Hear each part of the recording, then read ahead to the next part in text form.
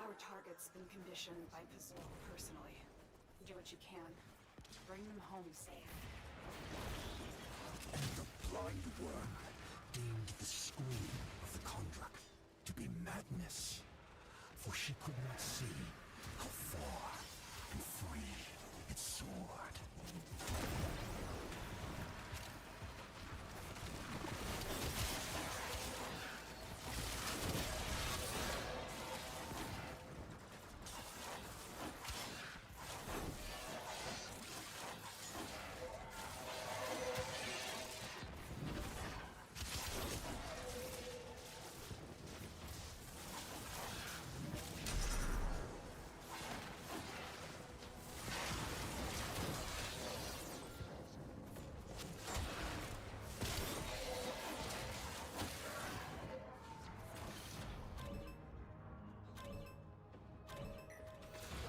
Is almost out of time.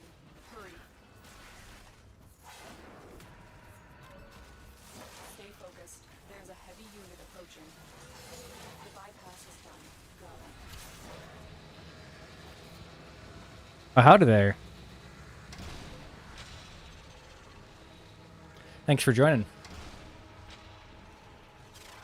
Just doing the Archon hunt in the meanwhile. I haven't done this yet. I guess it is technically Monday. It just reset, but it's usually a nice Sunday task. But I was a little busy yesterday to do the Archon hunt.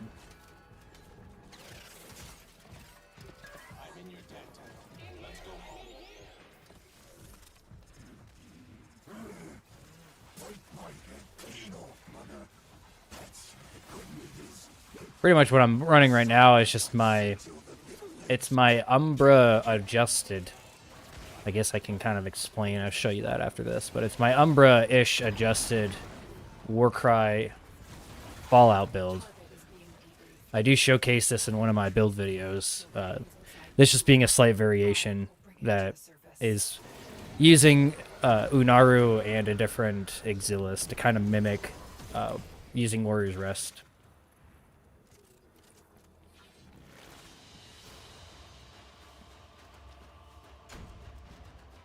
But getting Archon shards I don't need. But I enjoy doing the Archon hunt. Hola.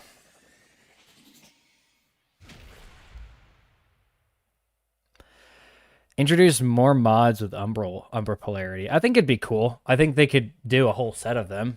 And then you would get like, maybe you can only have 3 equipped at a time. So it'd be like a capped limit on that. So just to show this briefly before this mission starts, I'm running effectively a Umbra friendly version of this build. I'm just running Coaction Drift instead of Power Drift. I'm kind of trying to figure out how useful this really is. It seems quite nice in a build using Brief Respite, since I am somewhat relying on shields here, even just soaking hits. So then getting like almost 200%. It's like 198 when you multiply the 1.3225, I think, is what Coaction Drift gives you, times that by the 150% from Brief Respite.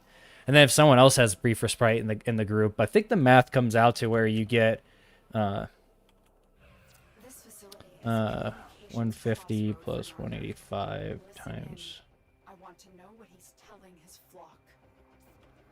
1.16.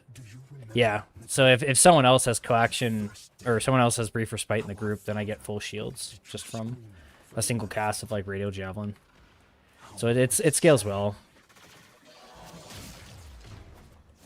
Let's see, where is someone not? Right here. Okay. Yeah, I think if they did more Umbra mods, then they would probably cap it to where you can only have like 3 on at a time. So then, or have some level of restriction on your ability to run more than one power one. Like, I don't think we'd want to have more Umbral mods so that you can just stack strength, duration, and so and so. I think that would be, I think that'd be too forced. Like, one of the problems that D does get right sometimes when they nerf stuff of, like, limiting player choice through just making something so much more powerful.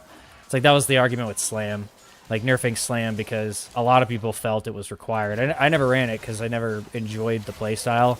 I didn't find it necessary, but my ability to compete with Slam builds on how I normally play melee isn't normal. I'm aware of this.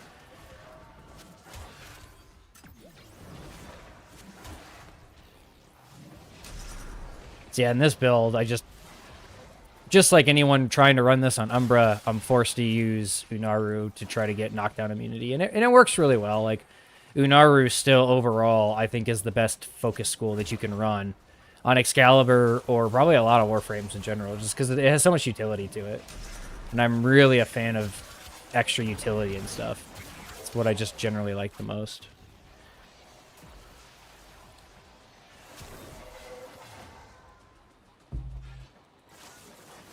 Hi, kitty. Come here. Come here. Come here. Kitty's being a little shy. Kitty does not want to join.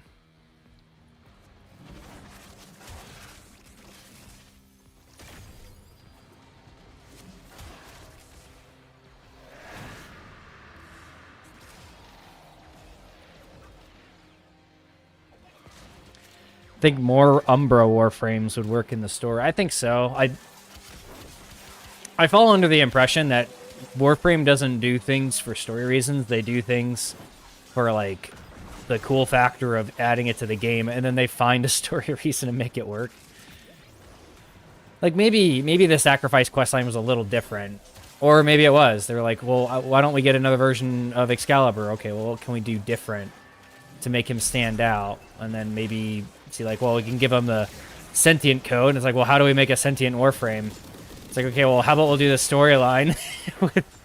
We'll literally do the sacrifice storyline. Like, I wouldn't be surprised if that's a core part of their design choices.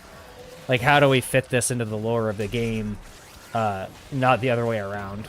So then if they wanted to make more Umbral Warframes, then I think that they would just find a way to make it work. If it's not something exactly like what happened with Ballas and with whatever his name was, you know, Umbra, then I think they would find a way to do it. I genuinely think story is second in this game. Like, the story is really just a mechanism for rationalizing game mechanics and Warframes and such. Like Uriel. Like, Uriel in the storyline, I don't really know if he fits that greatly into the storyline, but I've never really been able to soak the storyline of Warframe that easily anyways. Even though in the days I played WoW, it's like I was pretty reliant up until they really streamlined the stories, made it really stupid proof for people like me to be able to follow along with the story. Not until that where I could actually, like, follow along with the story. I think it was like Shadowlands and Battle for Azeroth for those who play that. I'm pretty sure I kept along with the story for those patches or those expansions without having to watch lore videos or something to figure out what's going on.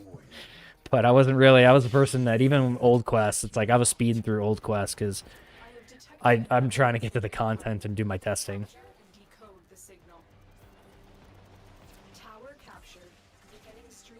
Kitty decides to make her cameo in other ways. She'll literally sit there and play with that thing for hours. Right, Kitty?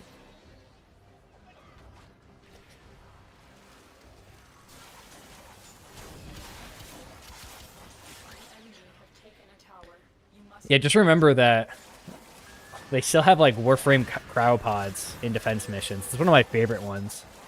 Like, you go to a an orc in defense, and I think even the Grineer ship defense ones, I can actually show that. Because a lot of people might not realize this, but it's been this way since the beta. And I remember this being one of those, like, okay, cool, this is a Tenno in a cryopod that we're protecting who hasn't woken up yet. Which is kind of like the lore reason for it. And if you go there and you see a Warframe cryopod is literally a humanoid, like the Tenno faction that you see at the relays. So it's like really DE retconned in the whole operator thing, just kind of how they retconned that we went to Tau, because it's like I don't remember us ever actually going to Tau before to have this whole storyline where we get these crazy OP weapons and all that nonsense.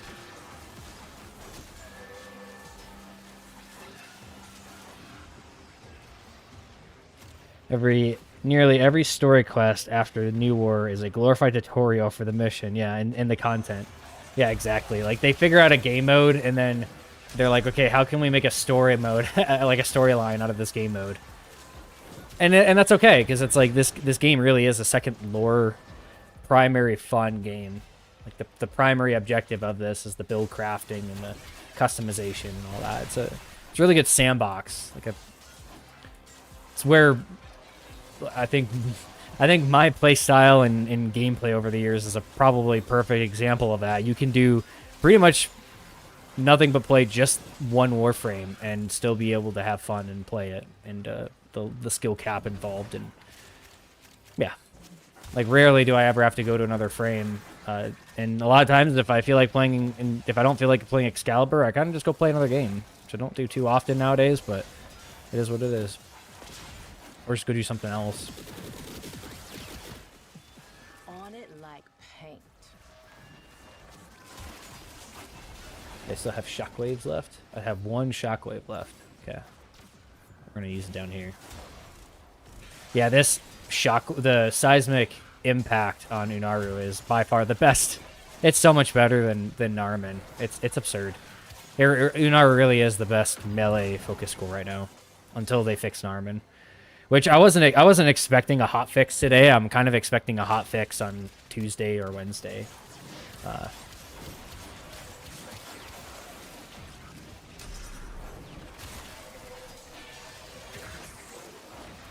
Decoded the message.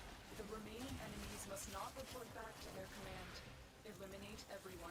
Yeah, we might get that with Tal if they don't just leave it alone. Yeah. I think that was somewhat of a disappointment, because I think when they talked about going to Tau finally, we weren't really expecting it to be like a memory thing, where, yeah, you're not actually going to Tau, you're just going to a memory of Tau. Sort of like Caverns of Time. Like, for those who played WoW, it's like a Caverns of Time. It's like, hey, we're going to the opening of the Dark Portal. It's like, okay, cool. Except it's not really that. It's this memory of going there. In the case of Caverns of Time, you actually are going back in time and preventing the infinite dragonflight from breaking the timeline. But similar, actually, even probably worse than that. Worse than sort of the fake out on that, or going back to like the where the when Azeroth shattered or whatever. For those who are aware, whatever that dungeon was, I forget. With the Dragon Soul and Deathwing and all that stuff. It's been a while. They had to set up Tal. Yep. We didn't have any reason to go to Tal before the old piece. Yeah, I agree. I 100% agree with that. It kind of seemed like a fake out. Like, hey, you're going to Tal, but hey, guess what? It's just a memory. You're not actually going there. And I will say the new game mode is fun. And this is when I was doing that level cap run, I'm usually in Discord with at least one of the people that are in there. Like, there was a couple of us, or two of us in Discord on that level cap run where I ran into some clear issues with persistence, which is really, really annoying, but it is what it is. And he's a huge, like, endurance player.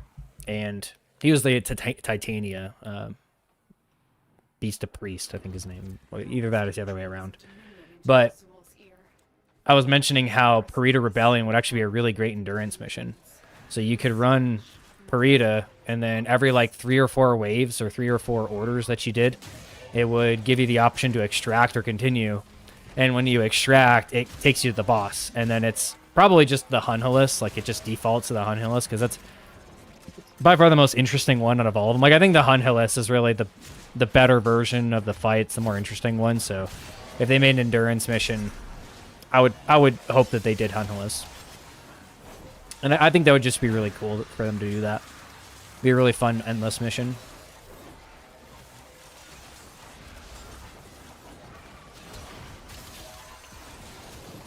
See how much of a joke this Archon hunt is. I'm not even running like a powerful build for this. Those eyes can kill.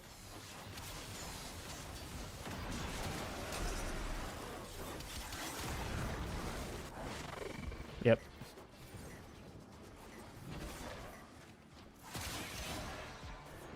Let's see if these teammates can beat me to both of the objectives. Sometimes that happens.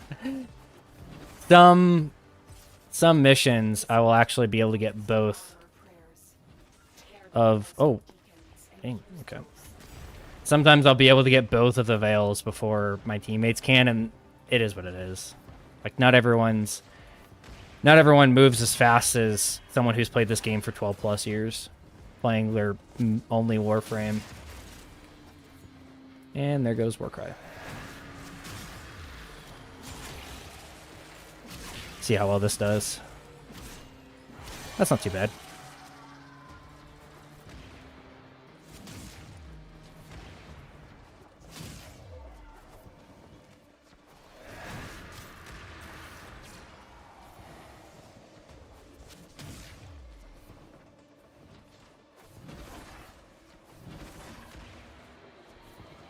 I'm always impressed if someone beats me. Yeah, there you go. That guy actually beat me this time. That makes me happy. I'm not the first one. There's sometimes where I genuinely have to go back to the other one just to be able to to get it in time. Which, you know, they're not easy to kill. I don't know how nerfed they are with the attenuation nerfs, but in comparison to what they used to be, those deacons aren't that easy to kill. You just overpower the attenuation that they might have or that they seem like they have with Exalted Blade. Oh, yeah, let me catch up.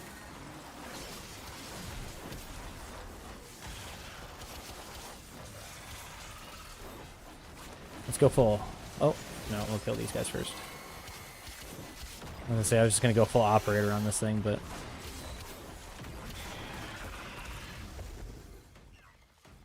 this is always a fun bug. You dealt with Acolytes expertly, Tenno. Her kind may expect no mercy. Royal protection.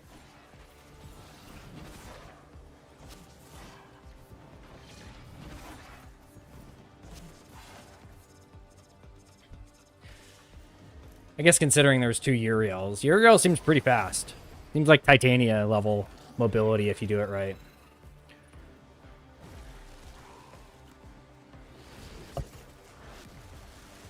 Let's see.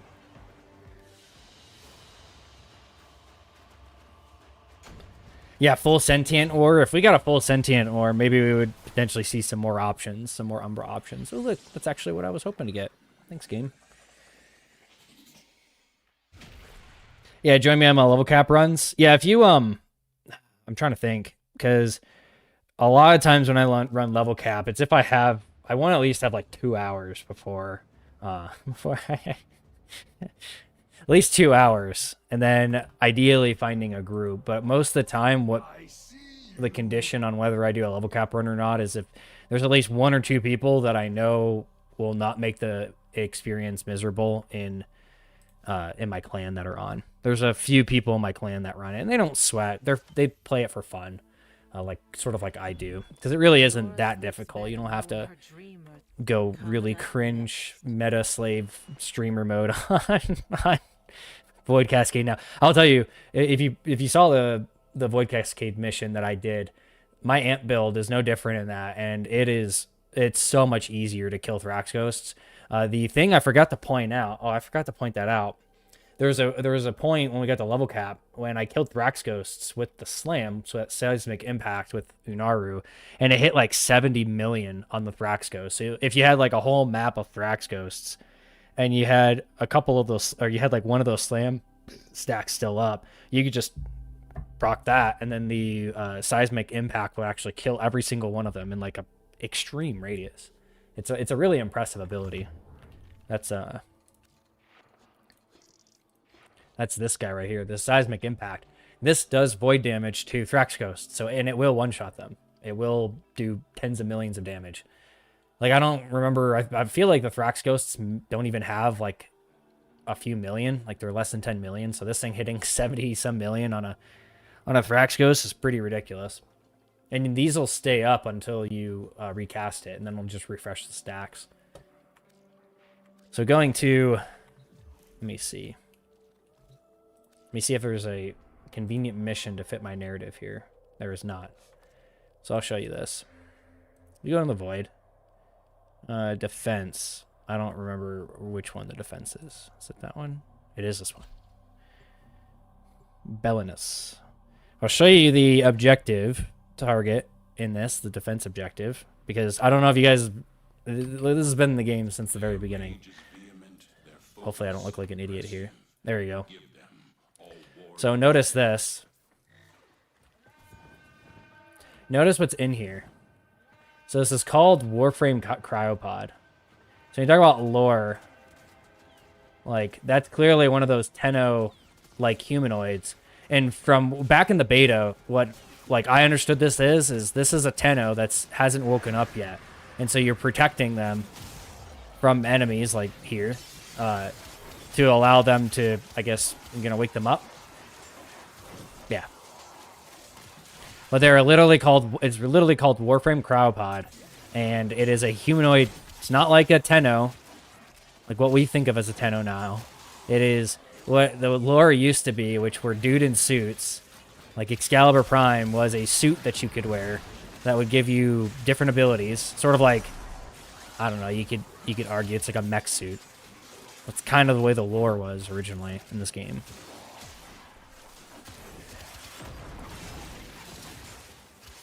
And then they retconned it. Smart way, though. I not dissing the, like, how cool the reveal was. I still remember that. Like, when I got to the point of playing the quest line where you get that reveal, like, I didn't get that spoiled, and I think I did that quest line quite a bit after it was released, just because of the timeline of my life at that point. So yeah, that's I think that's interesting that they still have that in there, though. I think new players see this, and it's probably like the big psyop for new players that see this.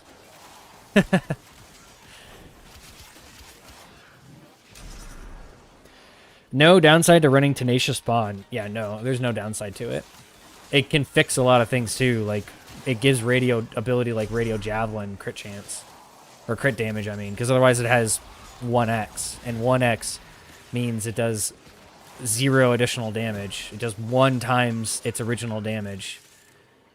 So unless you give it Tenacious Bond or the Arcane Krepluskar or whatever it's called, unless you give it one of those, you will, like, you won't get crit chance or crit damage on it. You could, 10 exclamation crit and it'll do the same as a non-crit. Yeah, we're just gonna extract it. I figure I might as well just finish this. Wow. But yeah, Warframe cryopod. Those are clearly not what we think of as the Zariman Tenno.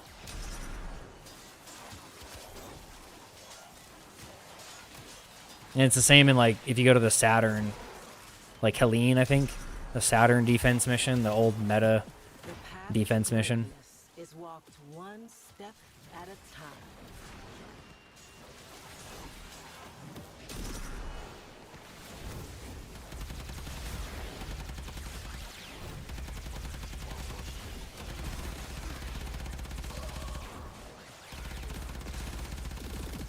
A little operator action.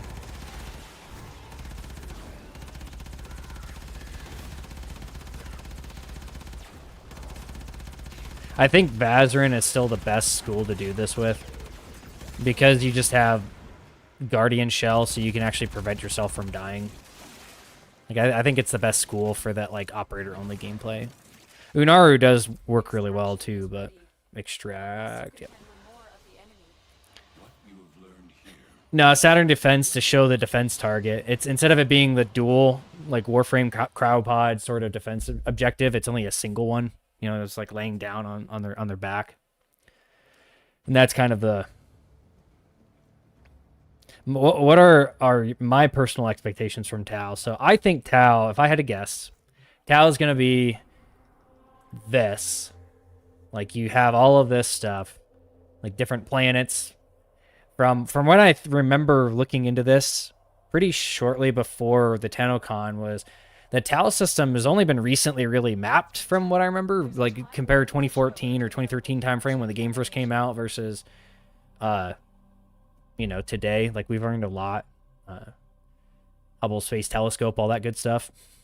And I would expect a star chart like this and then have probably the same mission types, just with like different tile sets. Like, they'll have a slight, maybe even just very slight difference in the tile set colors and such, but I think it'll be mostly the same. It'll just probably be more star chart. I don't know if that's a good thing or not, but that's kind of what I'm expecting out of Tau. What's up, Arthur? So that's kind of my expectations. I think we'll have some interesting sentient stuff, obviously. I'm really curious about how the Archons will get shoved into all that, and like the sentience, and I'm really curious about that.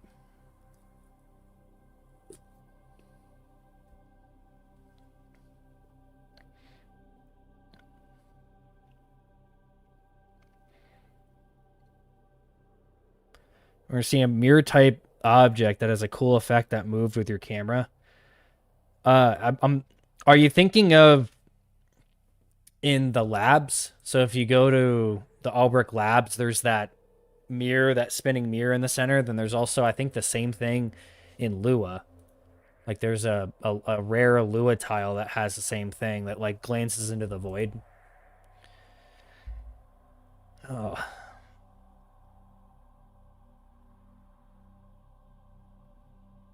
Oh, I'm trying to think of what I was about to do. There was something I was going to do.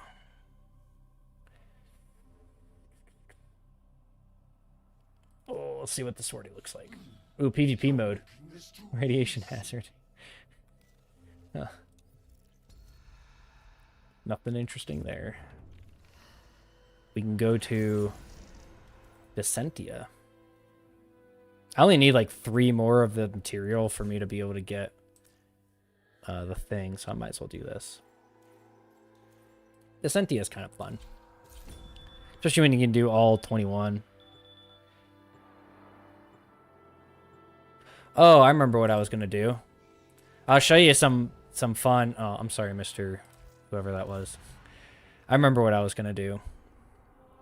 So this was a fun thing that I don't know if you guys are aware of, but the way the game used to be in the Void. So when you go to the Void, you would get like, I barely remember some of this stuff. It's so long ago. But you had to have like keys to go into it. Sort of like it was like a dungeon in that way. And then one of the things you wanted to do was find all the little secret rooms and then explore and like open them up, because I'm trying to remember what was in there. If it wasn't just trying to get more resources that way, like rare resources. But I'm going to see if I can find it. There's a lot of really cool rooms that people probably don't go to anymore on some of the original tile sets. You know, if you play, I don't even think you would see these if you do the like sabotage. I'm hoping I can find one on this mission. Otherwise, I might have to do a couple of these. But it's one of my favorite ones because it was such a pain to do. I don't think I might need to do a different game type to get to it.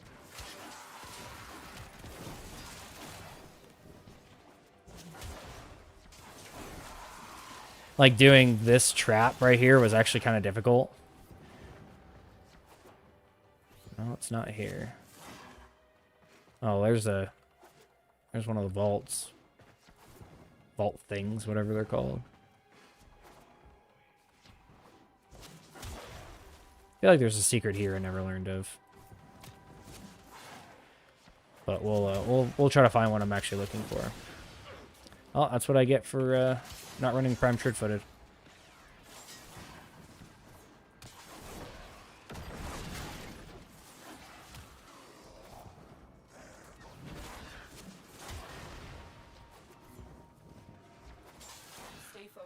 I feel like I have to do it exterminate to get that tile. We'll do that. What you have learned here will serve you well. Yeah, one of the secret rooms in the elevators. So that's another one. That's another fun one.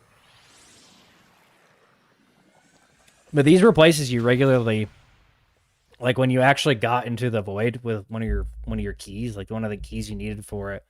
These were things that you just did, and they weren't easy to get to. Like they were actually difficult to get to. Okay, sweet. There's actually an exterminate. I should have just done the capture on that mission instead and get the extra resources. Yeah, I'll show that secret room. Oh, it's, yeah, the destroyable rare ones. I don't even know with those ones. Like I don't even know. I kind of just find them randomly, but there's one that seems to reliably spawn on Lua, and this like really big kind of convoluted room. It seems to reliably spawn on Lua. Like Lua survival.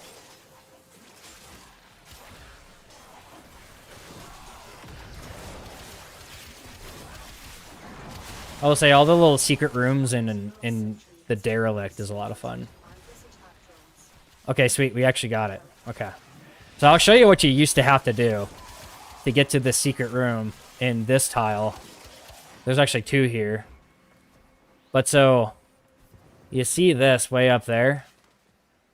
Getting up to that back in the day was miserable. Like the way I did it was you would use like Loki's teleport, I think is how I largely did it. But now you could just do this to get to this room. Back in the day, what you had to do was like literally run. You had to do this and then hopefully not mess it up and then drop down. And the hardest part was getting above this lip. Like none of this has changed. So you had to do this and then you would walk across and then you had to like be able to jump far enough to get there in order to do it. Or no, I remember. You just do this, drop down to this ledge, and then you could sprint your way there if you had enough stamina, and then do this. And this is how you got to this secret room up here. Now you can just bullet jump to it, pretty much. Or void sling your way up to it. But this was one of those big rooms that you, every time you went to the void, this is something that you opened up and did. And I've never seen, I'm trying to think if I've seen one of these doors open before, even if it was just to a blank elevator. I don't think so. Yeah, this is a nice little hideout, a nice little fun spot to go. And going all the way up here back then was awful to have to do.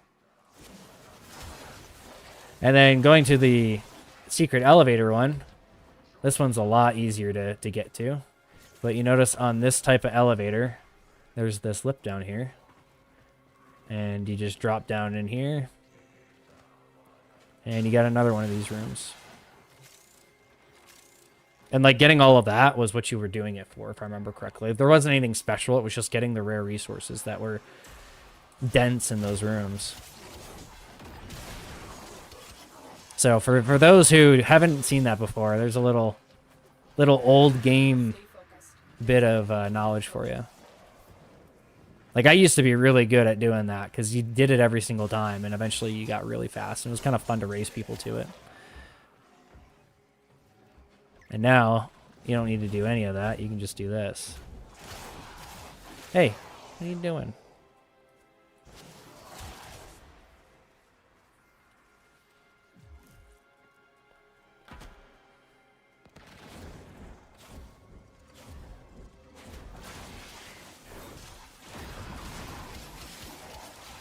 Excal pay to win for these rooms. Yeah, good stamina. I'm trying to remember if I used Excalibur for those. Like I used Loki most of the time in the void until the very end, like the very end of the beta, when I bought the Founders Pack and switched to running him. And that was largely in the exterminates, because in these missions, like being able to just simply outrun your team was just so much better. Like, if you've ever seen some of the missions that I've done where it's like the rest of your team gets single-digit kills because they just physically can't keep up with you. And you didn't have enough energy on any of the speedster frames, like Bolt, I think was really the only one back then, I think. Like I said, it's been so long. Like the only one that was there, and you could just outrun him because he didn't have enough energy, duration, like all of that stuff just wasn't there. Like your abilities weren't as easy to maintain and use.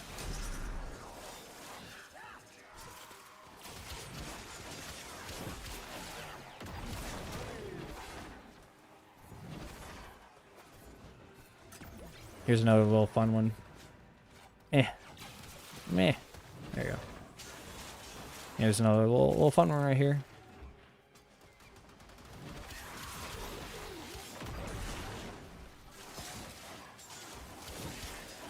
Stay focused. There's a heavy unit approaching.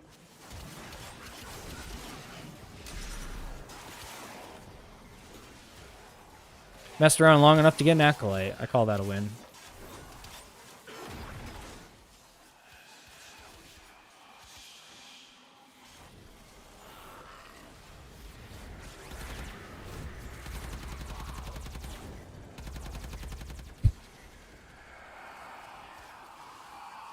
Safest way to kill an Acolyte.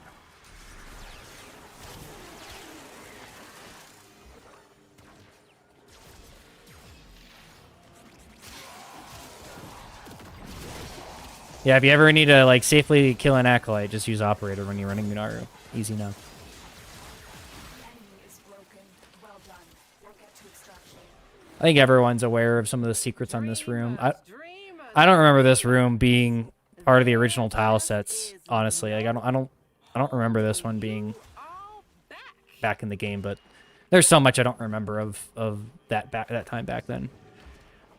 Apparently, I've entirely forgotten the fact that arcane helmets were available in alerts. I still don't remember that. I'll be honest, I still don't remember that, even though I've had like multiple people in my comments tell me that. Like, I don't remember that. I never got any arcane helmets that way. At least I'm pretty sure I never got any arcane helmets that way. Like maybe I had one or two. I'm trying to remember back at some point. I think I had one or two blueprints.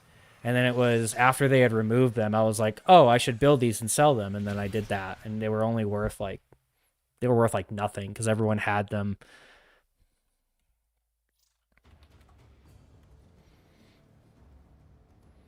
Yeah, and I sold the arcane helmets that I had, and I bought these Excalibur ones for like not terrible price. Like I don't remember exactly what I got, but I was like, I should probably have these just to have them. I had like the Loki Swindle one, I think, and the Bobbin Esprit one. I'll have to look at that. And I sold them because they weren't worth holding on to. Yeah, it was this one. The Loki Swindle. I forget what it did, but it was actually good. Like, it was actually good to use, or I think maybe even just because it looked cool and it wasn't terrible that I had it. I clearly don't have any now. And then I'm pretty sure I sold my Bobbin one, because that's what I was using, was Loki and Bobbin before I switched to Prime. Yeah. It was this one, the Esprit. I forget what this one did, but I remember it actually being good.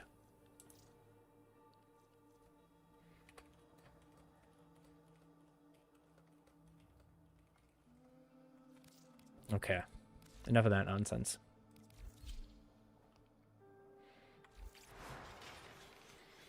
Do you have a persistence normal Excal build a copy right now? No, but I will show you... I will show you this version, which I have a build video on, and this is the one I ran to level cap. I think to make it clear, I didn't make this clear in the video, because maybe I was a bit ignorant to it as well when I made the video, that you don't need those 3 sources of healing. You know, you have Magus Elevate, you've got your Absolute Maniac of a Panzer with Quills and Hunter Recovery, and then also Gloom. You don't need all 3 of those, but I will say, if I was running Gloom in that level cap run, I probably wouldn't have died as many times, even with the fact that clearly persistence is bugged. I think Gloom would have saved me, because I actually went to do a public match for Void Cascade. We got to like level 400 before they literally force extract. I was gonna stay and then just solo do it, but then they force extracted me, so I couldn't continue the mission. And I had Gloom, and I actually had to turn off Gloom sometimes because I wasn't taking enough damage to keep my health up. So Gloom was doing a really good job at actually keeping me alive in that scenario. Where Wrathful of Ants, sure, it does a lot more damage, but it really doesn't do, like... You don't need that extra damage with how insane influence is now, especially with by far the most limiting thing, the like heavily attenuated targets no longer being a problem for influence. That was the case before Undermined. So you can kind of just run influence only, or if you're worried about attenuated targets, just run an equipped melee that can handle them. But so this is what I'd recommend. And then the subsume, you can literally run whatever subsume you want in this build, but just realize if you don't run Gloom, you're either having to like constantly spam Magus Elevate from your operator, so transferring in and out, which you should be doing anyways on Umbra, but not like spamming it. You can use that to keep you alive, but because we're running Blessing, you really want to run this. Like this is something that you definitely want to run because the combination of Quills and Hunter Recovery is just absurd. It's the simplest way to put it. And then because Quills counts on like injuring enemies, it drops this will proc tons of synth deconstruct, and then also it'll like infinitely heal you. Even when your companion's down, it'll still proc Hunter Recovery from Quills. Like I'm sitting there like I didn't even really notice this until I was sitting there reviving my Panzer one time, and I'm like, wait a minute. And I see all the damage numbers all around me from the Quills. Like the companion's down and the Quills are still doing stuff across the map. Like that's how absurd Quills is. Then obviously it's putting viral and everything, and it's going to be better than pretty much any other thing that you can get from a companion. So that's that. And for the claws on this guy, this is so standard that I haven't even found anything relatively close to this. Even running a radiation, because you get radiation, magnetic, impact, slash, heat, impact, or puncture with swipe, with enough crit chance and tons of crit damage. Like this one is better than magnetic because we also already get magnetic, but we get crit damage from it, which is going to be better than like the status duration, I think, is what the magnetic. Yeah, like who cares about status duration when this thing's going to kill everything anyways. Yeah, that's that build.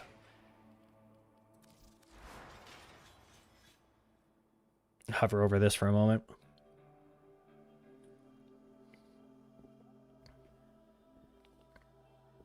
Evade. We're talking about the sight subsume, correct? Let me make sure I'm remembering that. Yeah, evade. The problem with this is like you can proc this. I don't think it's worth it. I think it's clearly balanced, and that's the problem. They made sure it wasn't going to be this new default option. Like I would rather get Shade or the Harass, this like stock or Ghost. I would rather get those than use Evade, personally.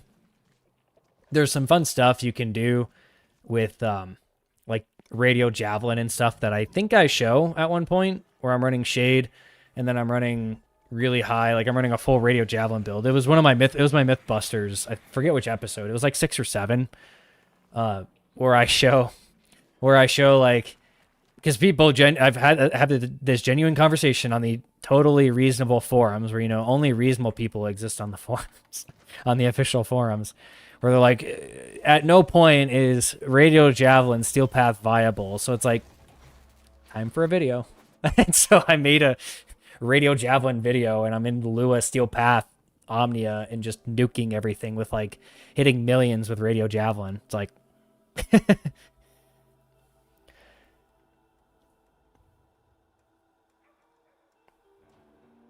yeah, making Excalibur, like you do have to make a lot of compromises, or you just have to brute force it with like crazy level mechanical skill, like even stuff that I don't even do well all the time, or even most of the time. Like I don't even play Excalibur well enough to like survive reliably with the way that his kit is built. Like you can do it, and you're heavily reliant on slash dash in order to do it. But yeah, it's kind of nuts. Yeah, I'm glad I could help people actually enjoy Excalibur, and I think he's gotten a lot of attention. I started making videos and build videos because of all of the attention he got with Tekra Encore, and it's only gotten better, let's just say, with the amount of attention that Excalibur's got. And hopefully now all of that attention will actually result in DE and forcing DE to do some things to actually fix him. Because if you've seen any of my videos on that, like, I think I've made it pretty make I hope I don't have to make any more videos on that. Hopefully the videos I have made do a good job at explaining the problems. I have reached out to Tactical Potato to see if I can get his attention to this. I did have Flynn comment on one of my videos, so then at least he's aware. And then I have messaged one moderator so far on the official forums on this topic. I've messaged the community, like the community, DE community account on the forums, because I think it is one of those scenarios where like I tell this moderator, like, I'm genuinely trying to tackle a problem that I don't think DE understands. And likely, in part, that they don't understand it is because of how aggressively this conversation is taken from, like, Excalibur and Umbra, or the core problem that Prime really does create, and it's just turned into this obtainability issue that is going to get snuffed. No matter how reasonable the discussion can get about it, it's going to get snuffed on the forums. And that's where, like, I think I've been pretty vocal about the fact that keeping the conversation about changing Excalibur or fixing, like, the root cause of Excalibur does require focus and not detracting away, which is also where I talk about, like, keeping the heirloom packs out of it, the heirloom packs out of the discussion of that, because it's fundamentally different. Like, just trying to focus on the problem that exists with Excalibur specifically as a Warframe, who you can't get multiple versions of the best version of him, and then most people's best version of him is fundamentally bugged. And when you try to fix those bugs, you go to a lesser version that can't run the same build. So then it's like literally a problem both ways. There's no solution for most players on fixing Excalibur. And even founders like me, I don't have multiple versions of Excalibur to do what literally everyone else does with build crafting, which is having, like, I wish I could just have a version of Excalibur that's fully Umbra polarized, and then a version that's not. Even if that's base Excalibur, if, like, I have to relegate my non-Umbra build to base Excalibur, I would do that. And then I have the flexibility of that, but you can't do it. You're limited somewhere. That's pretty much what I was telling that mod. I didn't link my video to the moderator, but I explained those positions that I think I try to explain as best as I can to someone who might not understand this core issue.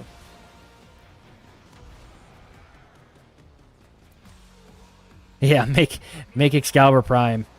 Yeah, it's like the way I structure that video too is it's like an increasing level of complexity. So it goes from buffing base Excalibur, which would be a simple, like, code fix. Like, they go in, they buff his base stats to equal that of Umbra and Prime, and then boom, that can be done a hotfix. And then there's the more complex second option, which is probably the option most people are going to want, which is either fix Umbra Sentience, or give him a second Exilis, or give him a toggle instead of Warrior's Rest to disable a Sentient mode.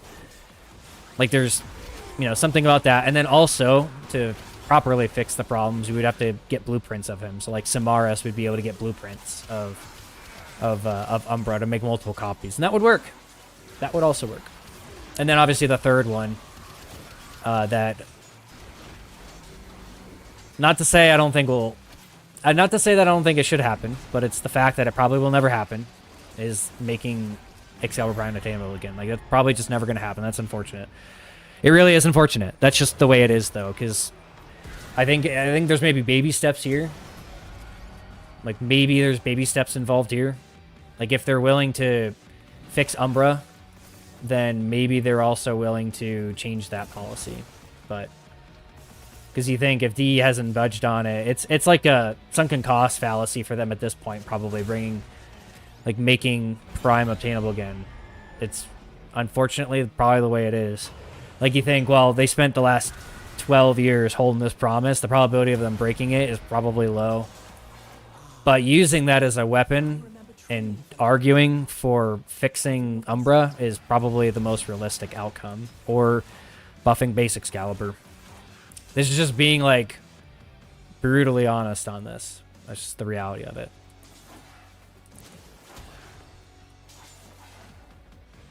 Oh, I'm supposed to be going through the gates. Whoops. What?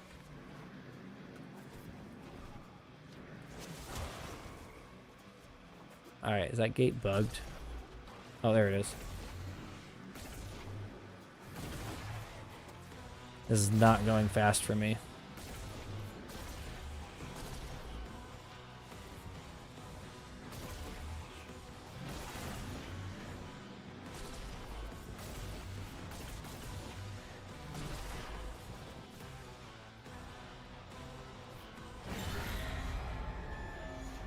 Yeah, and this is a clear point with the heirloom is that the fact that they've skipped Excalibur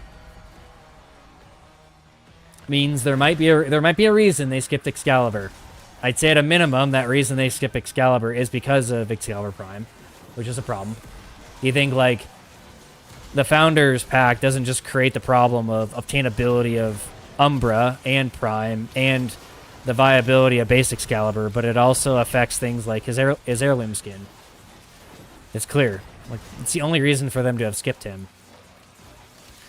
That's where I still think, like, I really, like, genuinely, I still think the converting the Founders Pack to, like, an heirloom system with skins and signas and Syndanas, like, a bunch of cosmetics.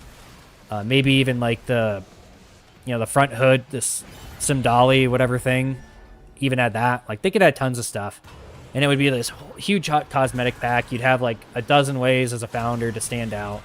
And then, boom, you're good. We just got titles even, so that's even better. But, like, they could do so much to make that valuable for the vast majority of people who don't play Excalibur or use Ghana and Leto Prime with dramatically better options on in the game now. Nick's heirloom.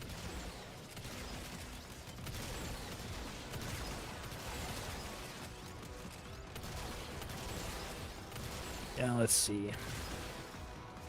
Yeah, I think most people would but the problem with fixing Umbra's passive is if it was as simple, like I've heard the argument, I think from Pablo, that I've seen the clip of him discussing it, of like it would just be astronomical of a burden for them to tackle that, and it's just simply not worth it. But that's kind of the excuse that's been used for what, like 7 years now, in order to circumvent just actually fixing the problem with Excalibur, which isn't Umbra sentience. It's not. It's like really, the core issue with Excalibur isn't just Umbra sentience. It has to do with Prime. It has to do with base Excalibur. It has to do with Umbra sentience as well. Like it's not just a single variable. Where like there's so many different ways to fix this problem. They just have to do one of them that actually solves the three problems, and it's just what they have to do. And I think being aggressive about it is the way that actually happens. I think if you keep getting these like weird pushback from people, especially on like the forums, that don't seem to either understand the issue or don't listen to understanding the issue, and then just kind of like, in this case, what I mentioned to this mod, where people seem to maliciously like almost take down these threads that are just talking about Excalibur. Killing Orc. Well, that was weird. I don't know if you just heard that. That like buzz noise that occurred. Alright. Never seen that. I don't know if you guys got that. Making sure I'm not missing on anyone. Can you tell us about how becoming a founder was for you? Did you personally get contract where DE promised? No. Like, from what I remember of it, is I went to go I was looking at base stamina on Warframes to switch off of Loki trying to do melee only, where if I remember, I actually tried to run melee only Loki, and I didn't have enough base stamina in order to get like sufficient generation, because you could increase the max, you can increase the generation rate, and there was a bunch of mods. I don't remember all of them. But if you stacked all of those mods, you could get infinite stamina, and Loki's base stamina wasn't sufficient. And Loki Prime wasn't out at this point. So it's not like you could just go to Loki Prime for that. And what I did was look at Excalibur, and I don't remember if base Excalibur was sufficient, but I remember Prime being that, and then that's when I learned. Like, I don't think I even knew about the Founders Pack until that. Like, I was researching into it, and I was like, oh. Because I looked it up, I spent $70 in the beta buying the Founders Pack, and then buying two $10 packs. Like two, I think they're like 170 platinum. I think it was still the same value when I look at like the purchase history. And I specifically didn't buy the $100 or the upgraded version of it because Sword sucked, and you didn't need that much platinum. I already bought a decent amount, and 340 platinum went a long way back in the day on buying like Forma and buying catalysts, weapon slots, like the things you actually needed to play the game. And then, so now I bought it, and I literally, that's what I bought the Founders Pack for, was to start playing Excalibur melee only. Like, that's not an exaggeration. That's literally why I bought it. So for me, it was, you go to the store, and if I remember, it was only through the website that you could buy it. And so I did that, and then you just get it. Like, it wasn't really anything special or notable about it. Like, it was just like buying anything else in the game. Like, I don't remember there being a contract of exclusivity. And the reasonable points around that is some of the different laws that are involved with different countries and such, but I think the assumption there of the legal argument is kind of made through ignorance, or through, like, it's not a very well-articulated argument, because if you're making a legal argument, you should be making a legal argument with legal precedent, like citing actual law that you're using to make this argument. And people don't do that. Like, they don't actually make a legal case of why this is the case. They just say it with really no evidence. But from what I've seen, any of that exclusivity argument is predicated on sale, not on obtainability.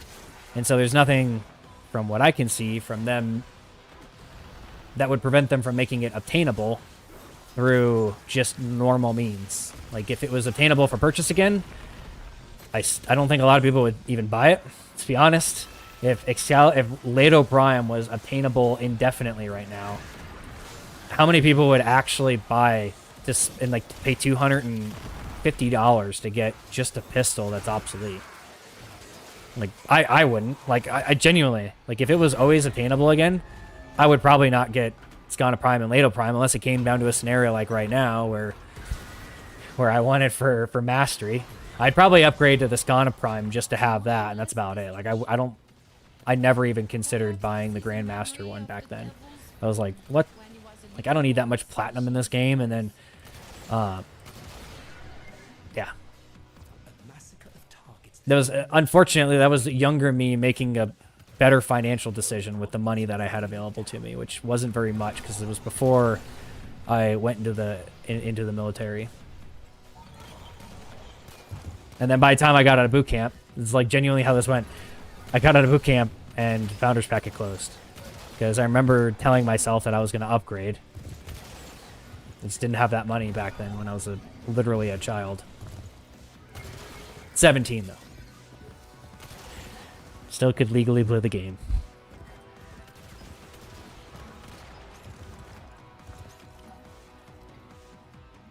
Yeah, Rad Influence, Warcry with Blessing, and then my my Giga Kitty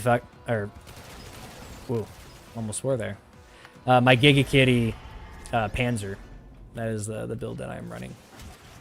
It's kind of been my go-to build because I've been trying to just get more kills on Excalibur and using Exalted Blade some more. This build is functional on Umbra, exactly what I'm running, but I'm running Coaxium and Drift. So I have slightly lower strength and then better aura. I kind of insignificant, the difference between those. So then, you know, you can run. Obviously, if you're running this on Umbra, you'd want to use. You don't have to run this build on Umbra. This will work just fine on Prime. or on a base Excalibur, but you will have lower armor and lower energy if you do that, with really no benefit, because you can just run Warrior's Rest and Unaru like I am right now. No, I was not Air Force.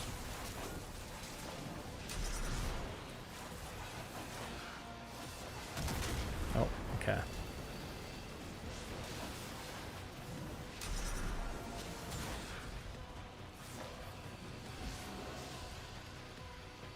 Warcry or Wrathful on Umbra? I like Warcry, especially if you're on the augment. It's just such nice quality of life.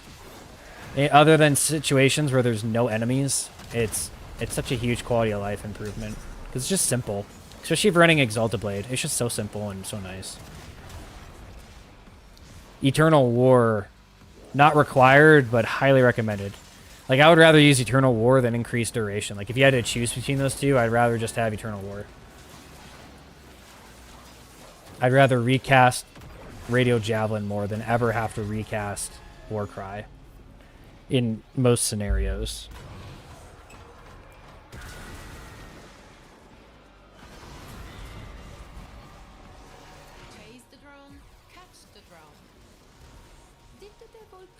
Yeah, I think adding the titles made sense.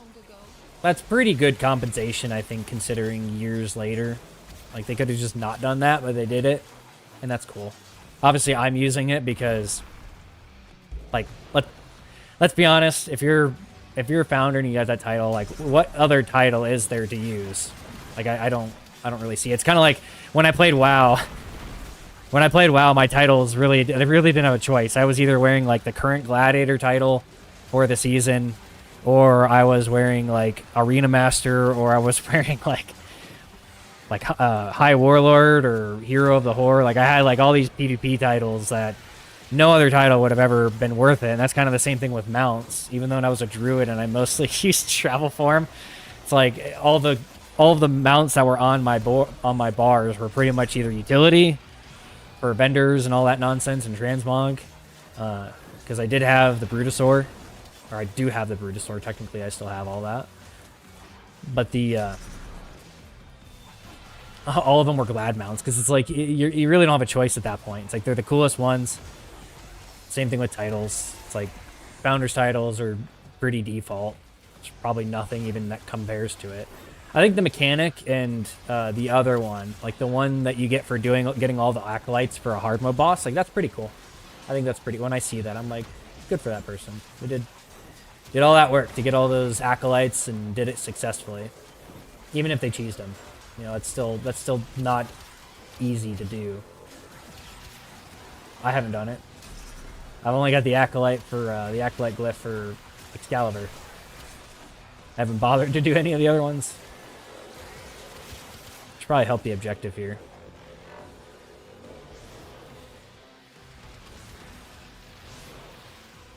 Yeah, and I think they're, as a reminder, at least my opinion on this, and this might be a little blunt for it, but I think some of the novelty of Prime is I think some of it's the novelty, because he really does look bad, and like outside of Exalted Blade, his Exalted Blade does look objectively better than the other Exalted Blades, but then Skana Prime really isn't that notable, and neither is Lado Prime.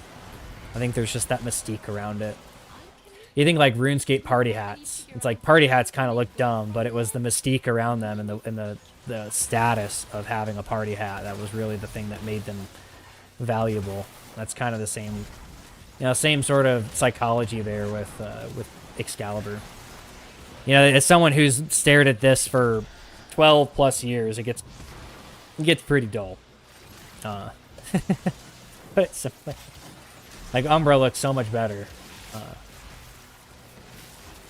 Like one thing I've thought about making a forum post on is just giving us as an auxiliary mod or auxiliary cosmetic for Excalibur in general is the scarf for Umbra. I think that'd be really cool. Like just the scarf, not the whole kit, but like just the scarf. Maybe like a slightly simplified version of it, and it would be like a sacrifice questline. Like if they made base Excalibur, if they buffed his stats, then people would probably want to have some sort of cosmetic thing for base Excalibur, and I think that'd be the way to do it. Just give us the scarf from Umbra, and then I could wear that on Prime. If I really want to.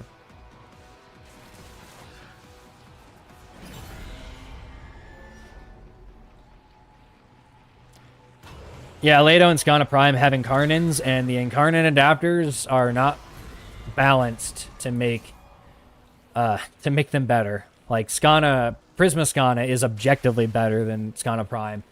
Leto Prime and Leto Vandal gets into like a little more of a gray area where I think it depends on how you build it, on whether it's better or not.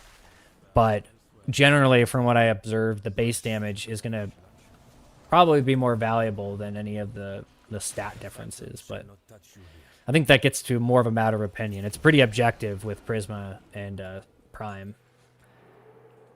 200% energy. Ooh. That's kind of cool, though. Arc guns drain energy.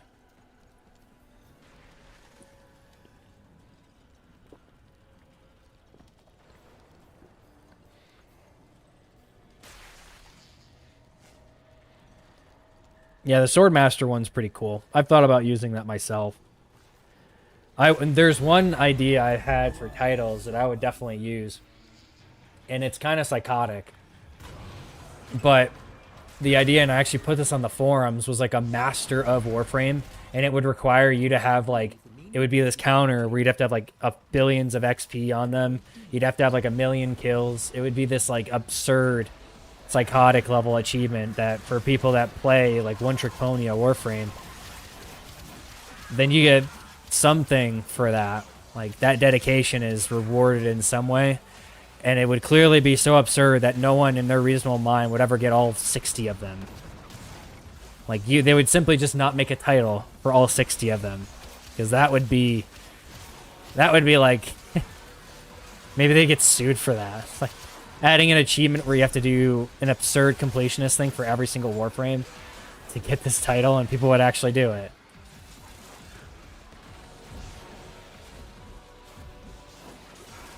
I should probably use this ability. Yeah, it'd be like Master of Excalibur would be the achievement, and it would be combined across versions. Like, it wouldn't be version specific. You wouldn't get, like, Master of Excalibur Prime or Master of Excalibur Umbra. It would just be Master of Excalibur, and it would sum the total of all of that. And then maybe give you challenges. Maybe it would even be, like, it's got a minimum requirement for you to get the initial title, or, like, an initial, like, a disciple, or, like, something, apprentice, or something of Excalibur, and then when you wear that and you do challenges similar to the military ranks, then it would upgrade it to get to the point where you're a master of it. I think that'd be kind of cool.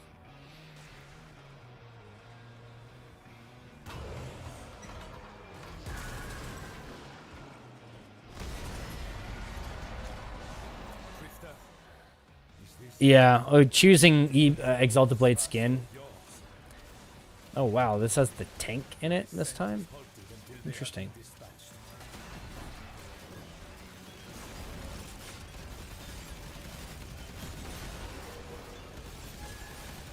Do my usual thing. I just kill this with Operator. Best part about a melee only build and Operator getting buffed like crazy is the fact that I can just play Operator in missions like this.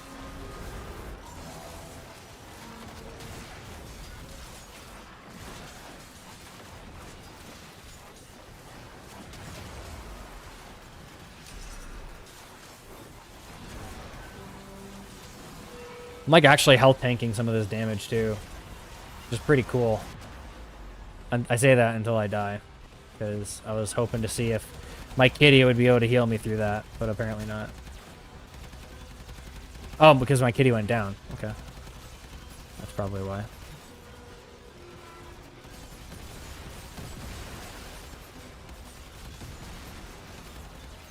Oh, I actually did revive. That was weird. Okay, so I did actually self-revive, but then it didn't transfer me back into Warframe.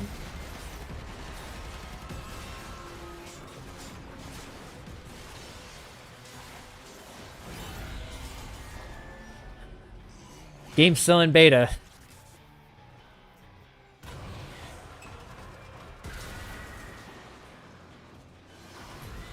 Yeah, someone that knows secondaries and all that stuff can probably calculate out like the actual difference between Lado Vandal and Lado Prime Incarnate, like the actual difference between them. I can say based on my observation with melee between Prisma and Prime for the Skana, like Prisma Skana is objectively better, especially post stat stick.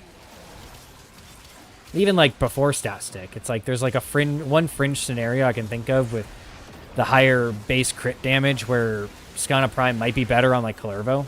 That's about it. Like, that's the only thing I could really think of. But it's like, what's going to be better? I think it was like the math for it was. Let me do the math for it real quick. Yeah, like an 18% increase in base damage, which I feel like is going to be. That's pretty much an 18% multiplicative increase in damage, since it's the literal base damage to it. So I feel like that's pretty clear cut with Prisma Skana.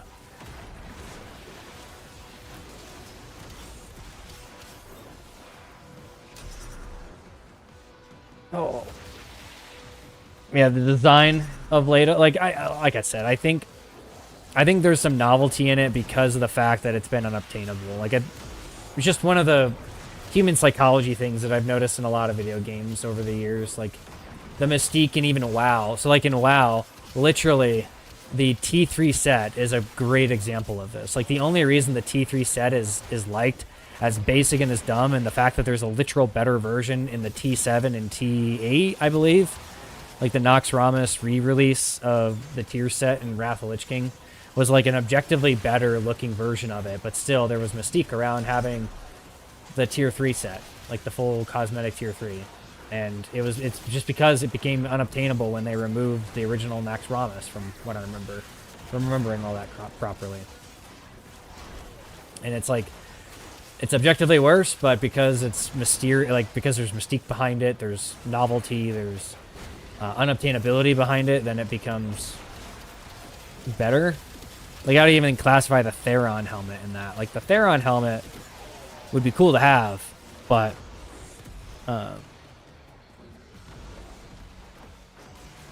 we'll put this. So, like, this helmet, I don't think this helmet is actually better than the factory Excalibur Umbra helmet. But there's mystique around it. And if you saw it, it would be pretty cool, because I don't think I've ever seen it in game, but I'm also not looking at Umbra close enough to see it. Unfortunately for probably most of the people that have that, most of the Chinese founders that have that helmet. These things are tanky. Can I armor strip these? Nope.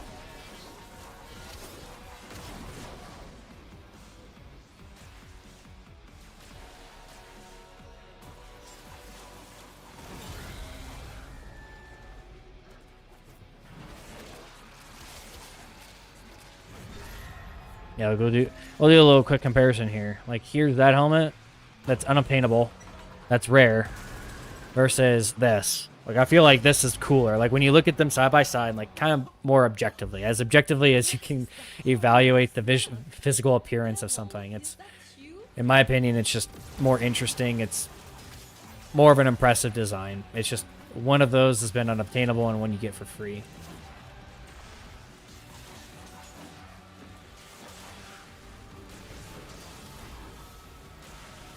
Oh boy, let me catch up here. Sorry, guys and gals. Yeah, corrupt Ashbringer. Yeah.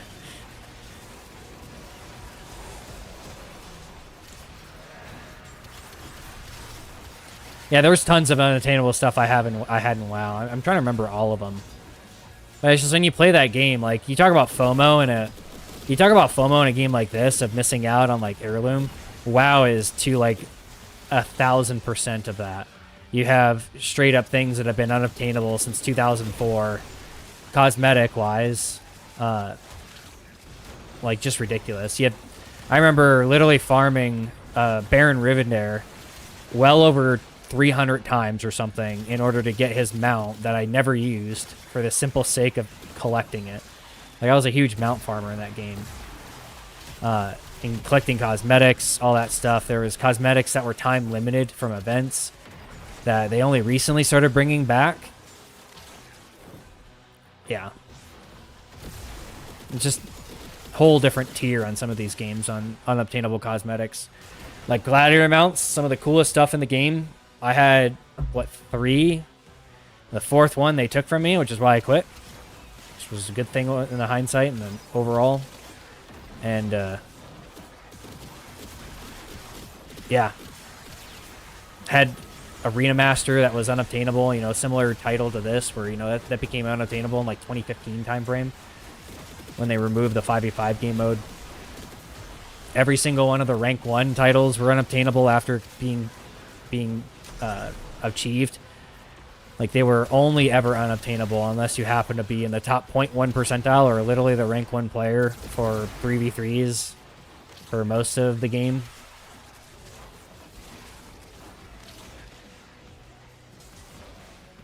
Yeah, it's a... I don't know, my expectations are definitely on, like, obtainability and all that stuff are definitely affected by how long I played World of Warcraft and how ridiculous that game is at it.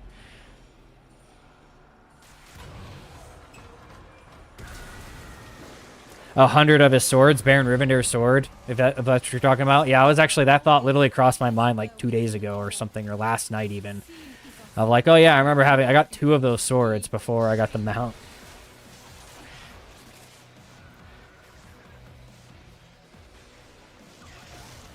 Yeah, Umbra's entire existence set precedent for them releasing a founder item. Yeah, it's technically it is basically a founder item. That argument is not wrong. It's not entirely accurate, but it's not wrong. It falls in that nice little gray area of of being both equally wrong and right. I really do think, and kind of going back to the core of I think my really simple suggestion for him for fixing Umbra, or fixing Excalibur, is just making Umbra not the default version that everyone considers by just buffing base Excalibur. So then you would only play Umbra if you really want to get the aesthetics, and they could keep Warrior's Rest, all that stuff. You could have that compromise. Hell, maybe you don't even have Prime Sured-Footed, so then running base Excalibur just doesn't make sense, because it's, you know, you don't have something else other than Warrior's Rest to throw there. So then you can run Umbra, but then at some point, it's like, well, if I want to play more intensely, I at least have a version of Excalibur in base Excalibur that has the same base stats, that I can run a fully, like, sweat it out min-max build that someone can run on Prime. And there's no gap between them like there is now.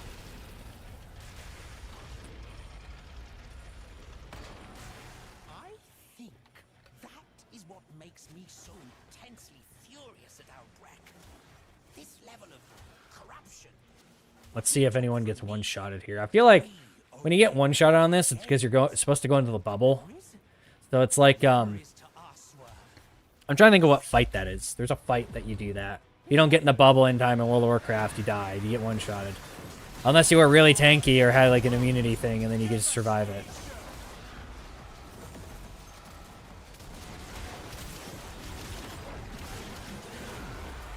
Like, I think Harrow comes down and gives you like a bubble that you're supposed to stand in. Maybe not this week.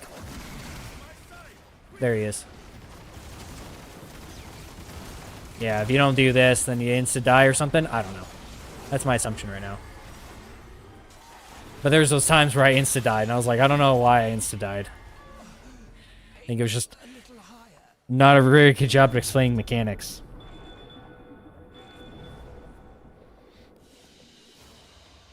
Yeah, the Umbra aesthetic is really cool, and I hope that they do a little bit more with that, but at this rate, we probably won't. I feel like the whole Umbra thing is a dead concept, and they could keep it even more dead, unfortunately, if they just buffed base Excalibur. That would be the easiest thing for them to do. On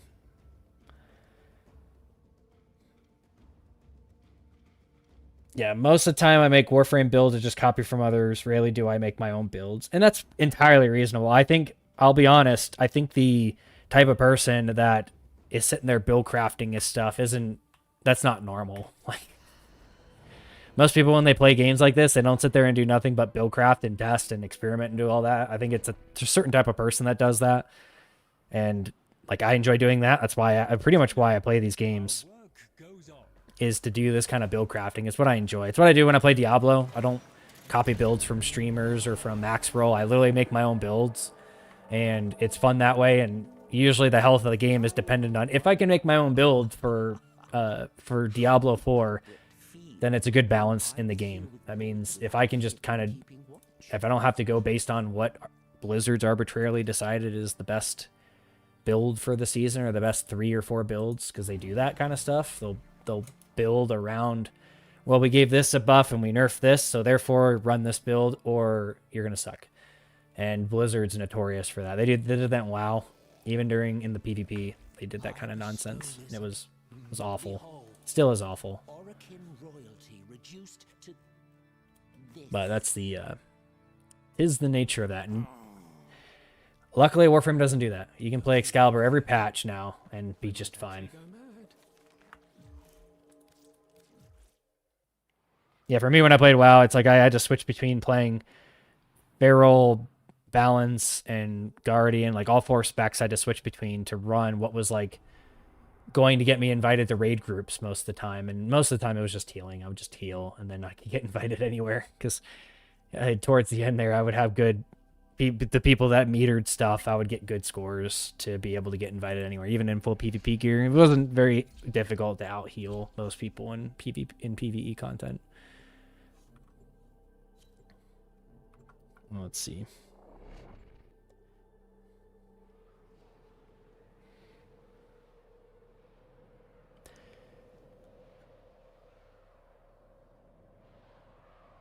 Yeah, I really do think that it's like, as much as most of us might agree, including founders, all it takes for DE to stand an argument up is the 1 or 2 people that I'm already aware of that are very vocal on the forums that do not want any changes to be made on founder stuff at all, even if it's to their own benefit. Like, it's just irrational people, to put it simply. And those people exist. And, you know, if that's how their stance for it is, then it is what it is. You know, they have that right to an opinion on it. But if that gives DE the ammunition to say, well, we're never changing this because there's at least some founders that don't want this to change, then they're going to always fall back on that. Like, it unfortunately probably has to be unanimous for that to occur, and making that so is probably impossible. Because otherwise, it's like DE is not going to take the PR risk, which is probably the most reasonable thing to suggest about it. I don't even think it's a legal thing. I think it's just like a PR, and right now they have to do nothing in it, and they keep their promise, even though that promise could be done better, I think. Just kind of the whole point. Like, the fallacy exists that the founder's exclusivity has to remain equipment, I think, is something that people miss a lot. Like, it doesn't have to be that way. Just because it is that way now doesn't mean it has to always be that way. It can be a lot better. Like, they could actually improve upon that for founders. Oh. Yeah, buildcraft a lot of hours. This will only get more difficult. Yeah. If you enjoy it though, then it's like you're getting your value out of it. Even if you're testing stuff and it just doesn't click right, I think it's a skill. Like, it definitely is a skill to be able to do. Like, I didn't really be able to build craft, and like, even in the last like few months, I've gotten so much better at build crafting because I'm using a more scientific build crafting methodology than before. Stay focused. Like, before, I was doing more like personal preference and what I liked. Well, it's like when I'm putting out builds to other people, I'd rather have things that are fully like developed. And I'm probably going to especially start going back to that with some of the bugs. Like, start making sure I test things at level cap, than just like, well, this works in every single content except level cap, or making caveats. Like, I think I've been doing a little bit better on that too. Like, hey, I haven't tested this at level cap. There might be a problem, and persistence was one of those. Unfortunately, at least in the one test that I've done so far. So that's a good example of that. Yeah, run level cap and sit in simulacrum. Then yeah, I wouldn't run persistence for right now, unless you want to test persistence as host. I would recommend trying that and report back what the limitations are here, because something doesn't work right. If you can get it to if you can get one-shotted with it and not lose the buff, like clearly recorded footage, pausing frame by frame, like, yep, I didn't lose the buff. I just took 1,500 damage instantly. Here is a terminal. The problem. Key in and get ready to defend. I'm in, Tenno. This will take a moment.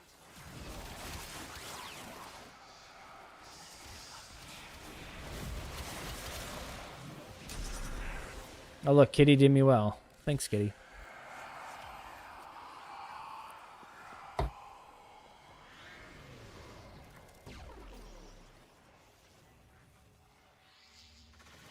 Howdy there, Jacob. Yeah, put random stuff until I figure out what works. Well, at least now in the game, you can kind of do that and still be viable at Steel Path. Like, Steel Path is actually, it's great. Like, I'm glad they did this. They made the build crafting requirements in Steel Path, like, where you don't need to run just these absolutely cookie cutter builds. Like you did have to like pre-Jade Shadows, where you like needed armor strip to make any, unless you just had so much damage that you could brute force your way through base Steel Path armor. Like you had to armor strip before Jade Shadows to be able to kill a lot of stuff in Steel Path, and it just sucked. You know, obviously except for Corpus and like most infested. It's like Grenier were always the problem, and they fixed that with Jade Shadows. They made build crafting easier in this game, which easier means there's more flexibility. So even on my builds, it's like, I explain why I choose things on my builds so that if you don't agree with a choice, then you can make your own conclusion on how you can adjust that build to better suit what you like. Like, it's one of the reasons why I explain my, like when I'm going through and it takes me like 15 minutes to explain the modding configuration on something, I do that for that reason, so that sort of like teaching you guys to build craft better than just being like, yep, just run this is great, and then move on. It's like, I don't like that. That's not how I work, and not how I would like to be treated in that scenario. So I don't do that to others, sometimes to their own dismay. Any hope for changes related to health tanking? So the best thing I like as an idea, so what I would like to have is armor be changed away from reducing damage to health to a gate system. So like for those of you that might have played Heroes of the Storm, you might already know what I'm about to say. Deathwing, and the way Deathwing works on his armor plate. So he gets armor plates when he gets below a certain health threshold, like every 25% health, I think it is. He loses an armor plate, but it prevents him from taking more than 25% health at any given point. And so that armor plate, therefore, prevents him from being one-shotted. And then how he gets his armor plates back is he has to fly up and recover them. He has to get his health above that threshold, but he has to do it while he's flying. So then he's got a mechanic behind it, but the idea would be you could have, like, I wouldn't say a cooldown on it. Like, you could always have a health gate, but then maybe there's, like, it gates your health at 33%, 66%, and so it prevents you from taking more than, like, a third of your health at a time. And it would functionally work similar to the way persistence works, but you could scale that with armor. Like, maybe you get more instances, so then you try to hit breakpoints where you go from, like, you can't take more than 50% to you can't take more than 40% to that sort of stuff. So then you have, like, these breakpoints that you can get, and you might be able to find one where it's really optimal, where you get a gate at, like, 80% health, and then you can just keep refreshing that gate. Like, I think that'd be a cool system for it. If I suspect that's not a novel system that's been in other games, that they could do something similar to that, and it wouldn't be reinventing the wheel. It worked similar to persistence, but it would be like an armor rework, and that would be great. Like, genuinely, this would be great on these enemies. Because you think how much tankier some of these enemies would be. Like, these Grineer wouldn't get one-shotted. They would they would at least have like an armor gate at 50%. To not take more than 50% at a time. And then that could be even higher. I think there's some opportunity there for that to be reworked. I think the current like X divided by X plus 300 armor health reduction, sort of diminishing returns, kind of sucks. And there's better ways to do that.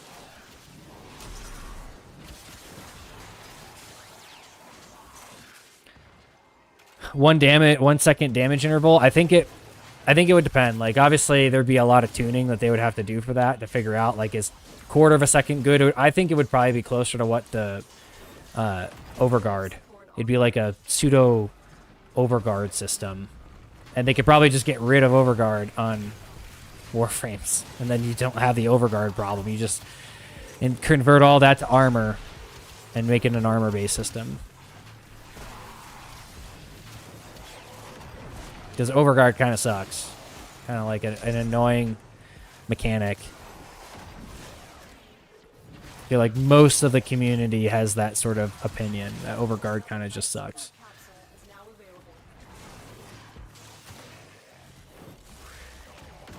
Oh, things are happening, I guess. I'm just kind of like killing stuff. Here I go killing again.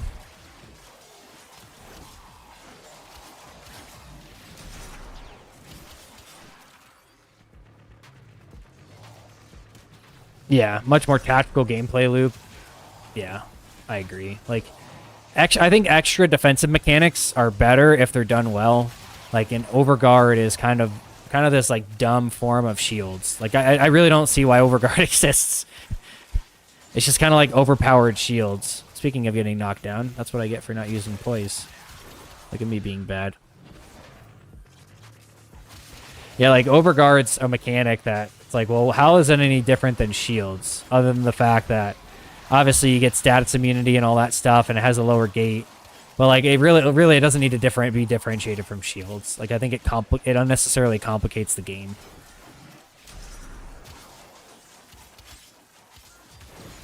Like, you think if Kalervo didn't have health, or if he didn't have overguard, he would just be like a health tank, and then he would have this armor mechanic that would prevent him from ever taking, like, actually ever taking more than, in his case, probably like 10% of his health.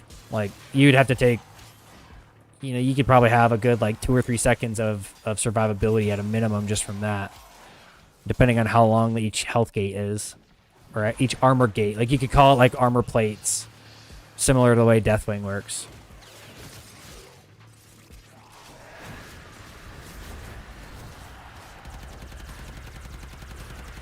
Die, ghost.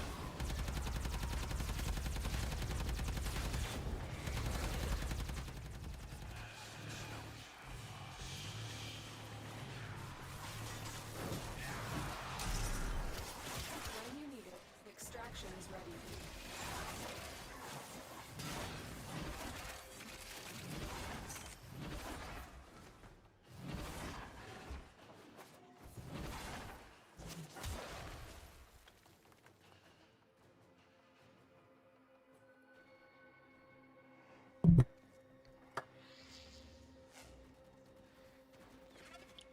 Christ and Kalervo.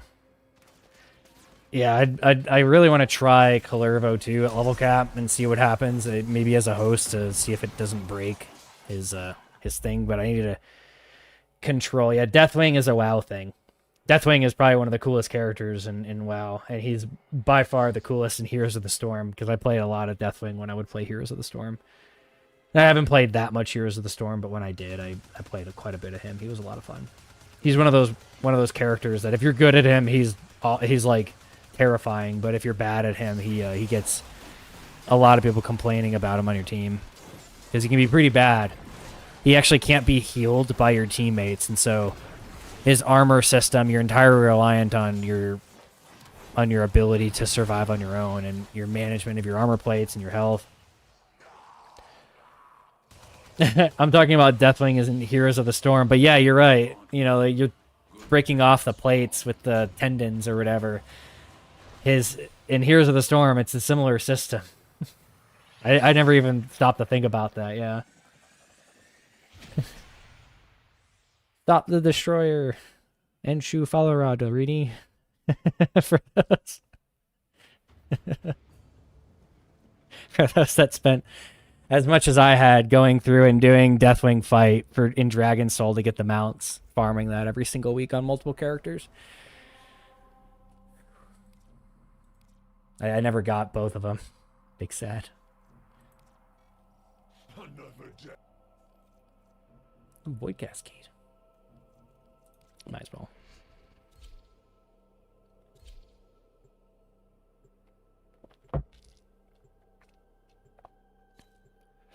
Yeah, the roll mechanic. I remember when that fight first came out, people trying to figure that out, and even looking for group was hilarious. Like in your pugs, the pug groups, people like, well, you'd have one guy that would always be on the opposite side, and then you'd get your whole team yeeted off. Mere meddling with the reliquary drive has triggered a void cascade. Purge our exolizers and keep them purged, so they can stop the cascade getting out of hand. That possessed exolizers Oh, spitting out that's the only downside of this. use your void I gotta go find him. Get yeeted across the map. that got their attention. Enemy forces moving to your location.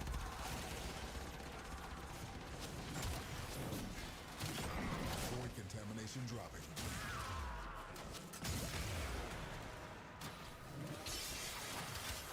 Here's the downside of this build. I have to, like, on the beginning, sort of heater on this line of energy and max health until I get enough enemies to kill to drop enough orbs in order to get max energy, or to get more energy and more health.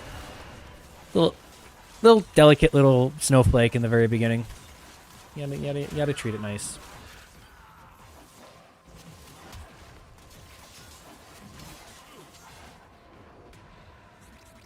Hello, hello.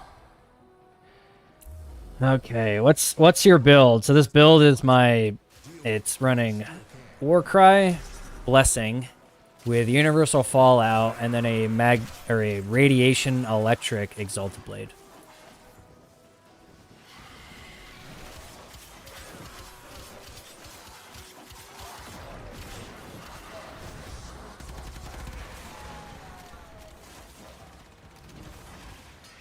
And I'm just running a incursion. I haven't done incursions in quite a while with the new event being up, and they're fun.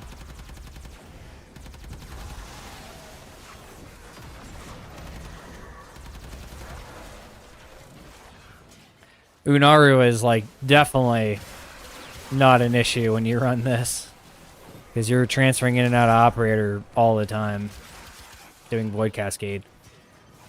And Void Cascade is so much easier now with, even at level cap, it's so much easier now with the amp upgrades. Let me see. I'm going to go find the Void Angel. I like doing the Void Angel. There it is. Affinity? Sure, I'll take that. I might be able to show you this, but you can actually shield strip the Void Angel. And that should increase its damage from heat. So, like, you can do that, but if you put your one down, well, and then if you go inside, well, maybe you would be able to see it if this guy didn't just do the thing to it. Alright, so there. I should have shield stripped it, and instead of it having shield, see how it has health? Yeah, so you can actually shield strip it and then remove its shield and make it take health damage. So if you're...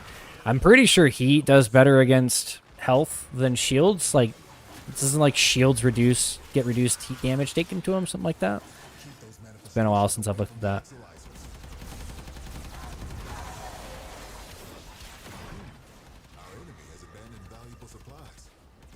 Die Ghost.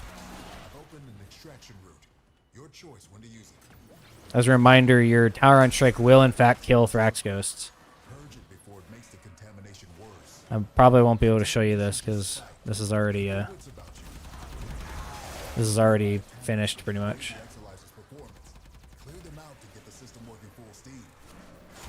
Speaking of, oh look, we have an Excalibur. Let's look at this guy. He is in fact an Excalibur.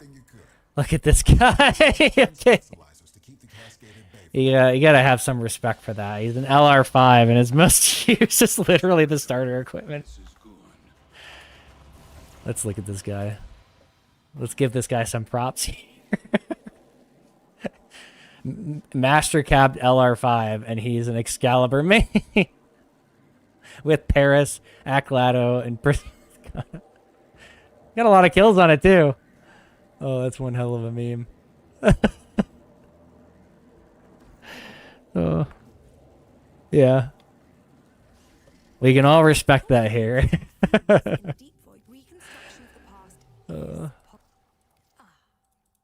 you. Let's open this up. Let's make sure I'm not missing anything here. Deeply interested.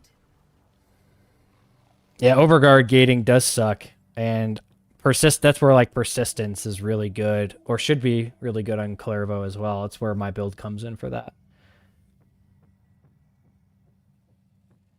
Yeah, health tanking eats too many slots. It really depends on the build. Like I think an obvious example where this isn't the case is Clairvo, where like just to make Clairvo work, I think triple Umbral is really good on him with how extreme his base health and base armor is. Like if you look at, if I have a config that's blank, okay, we don't. We're going to just do that.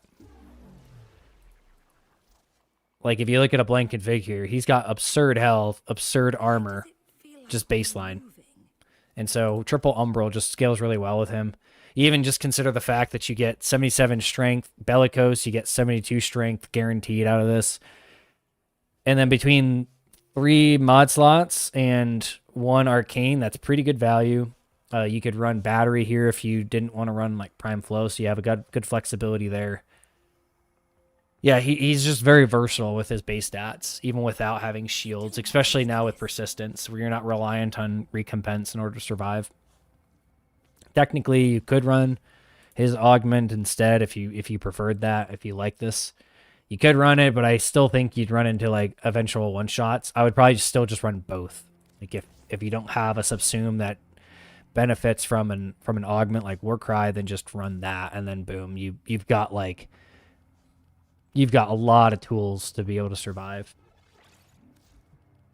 Yeah, I think a good example of where like you don't have to sacrifice much. It's when you get into Excalibur where you have to start sacrificing so much for Bellicose, where you need like increased armor in order to not like run into just a heat stack that kills you. You have to run triple Umbral. You pretty much would want to run Blessing just to get your max health higher. You're running Persistence. So in this scenario, you are compromising quite a lot. Like you're compromising 2 Archon shards, really like 2-ish, maybe 1.5. I would say this is probably like 1.5 mod slots to do it. Both Arcanes, and that's just, it's a huge compromise. Especially if, I would say Persistence would be required on Umbra if he didn't. Persistence would be required on Excalibur if you didn't get shield immunity with slash dash like they added in 1999. If they never made that fix, Bellicose would be like the standard. Every build would be built around it. It would be like required because it would just be such a massive quality of life. Even if with it bugging out, it would be worth it to not just get one-shotted randomly out of slash dash. Like, would be required. But luckily, they added slash dash shield immunity in 1999, and that made Excalibur actually viable. Because before that, it was really rough. Yeah, Void Cascade. Void Cascade is a lot of fun. It's a dynamic game mode.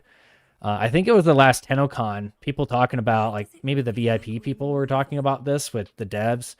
And it was sort of a consensus that Void Cascade is one of the best game modes to have as like the peak endurance end game of the game because it's dynamic with using operator and in your Warframe.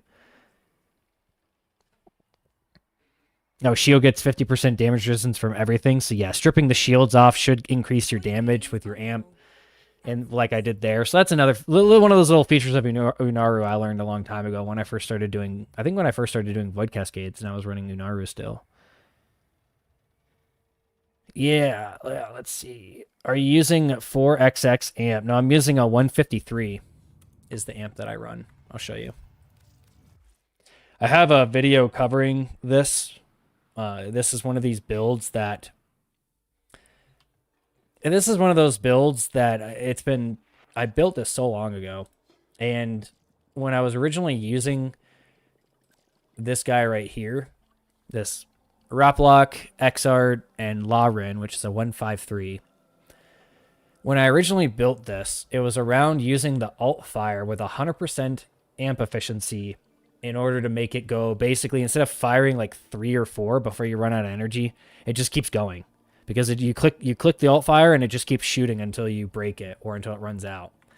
So nowadays, instead of having to run Eternal Logistics and Astral Bond, which isn't reliable in getting the 30% amp efficiency from that, you can just run this guy right here and get also increased firing rate and amp efficiency. So this amp efficiency, 30% plus 72% is additive, and therefore you get 100%. And so you just get 100% amp efficiency on this alt fire that does absurd damage. Amps are so overpowered now, you can pretty much run even Sirocco and probably do just fine with Sirocco. That's kind of how powerful they are now. Like, let's show that. Take a Sirocco. We'll go. Well, I want to try this new Simulacrum, actually. I just bought this new... Got enough of the Mafika, or whatever it's called, in order to do that.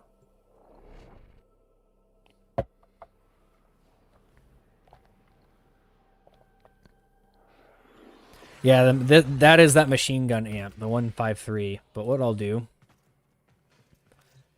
we're going to test out this guy, see what this looks like. Because I'm the LR6, because I didn't give DE $50 more, I can't spawn them at level... Oh, I can't even do the highest level in this one. Well, we're going to find out what it looks like.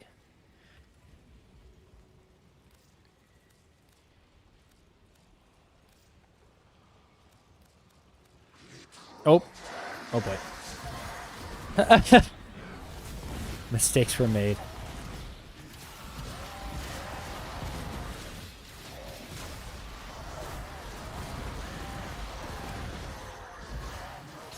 I didn't intend to spawn these guys attacking, but we adapted and overcame. Except for my something's taking damage. So just as an example, like 1 million headshot there on...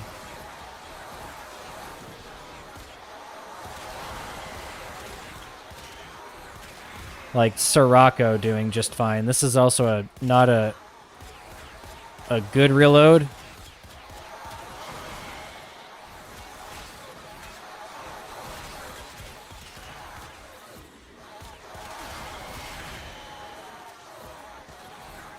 Alright, we're gonna get a perfect reload here and we're gonna see how hard this hits.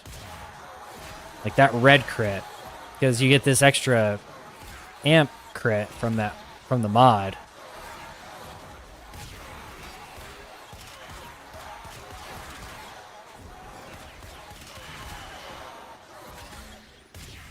Oh, that's what happens when you miss. So yeah, like, Sirocco is even good. So what I'll do, though, is go back, and I'll show you that other amp. With a non-Thrax build, yeah, like I said, amps are viable, just in general. Like, you can run anything, you can run any focus school. It's even worse than it used to be. Like, it used to be where you still kind of needed to run a particularly good amp build in order to not have to wait for them to like go to possess where they take 10 times the damage or whatever. Now you can just kind of use whatever. Like you can kind of use literally whatever amp you want, and it's going to go all the way to level cap because it's hitting the millions even in base stuff for Void Cascade. Just think Last Grasping too is so much easier now. Yeah. Okay, yeah, it is supposed to be 25, but it doesn't let me do that, which is lame. And I'm also, I definitely would like to have LR6 now so I can get that extra 5 levels, I think. Is it 5 levels? 1 level? I don't remember. So what we're going to do is we're going to pause these guys. So you can actually see what's going on here.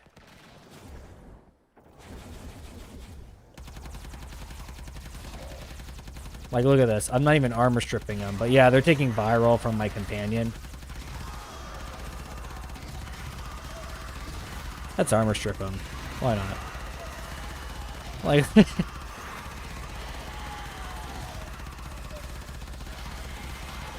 You just have to make sure you double jump or void sling once every 8 seconds so that you can maintain eternal logistics. Yeah.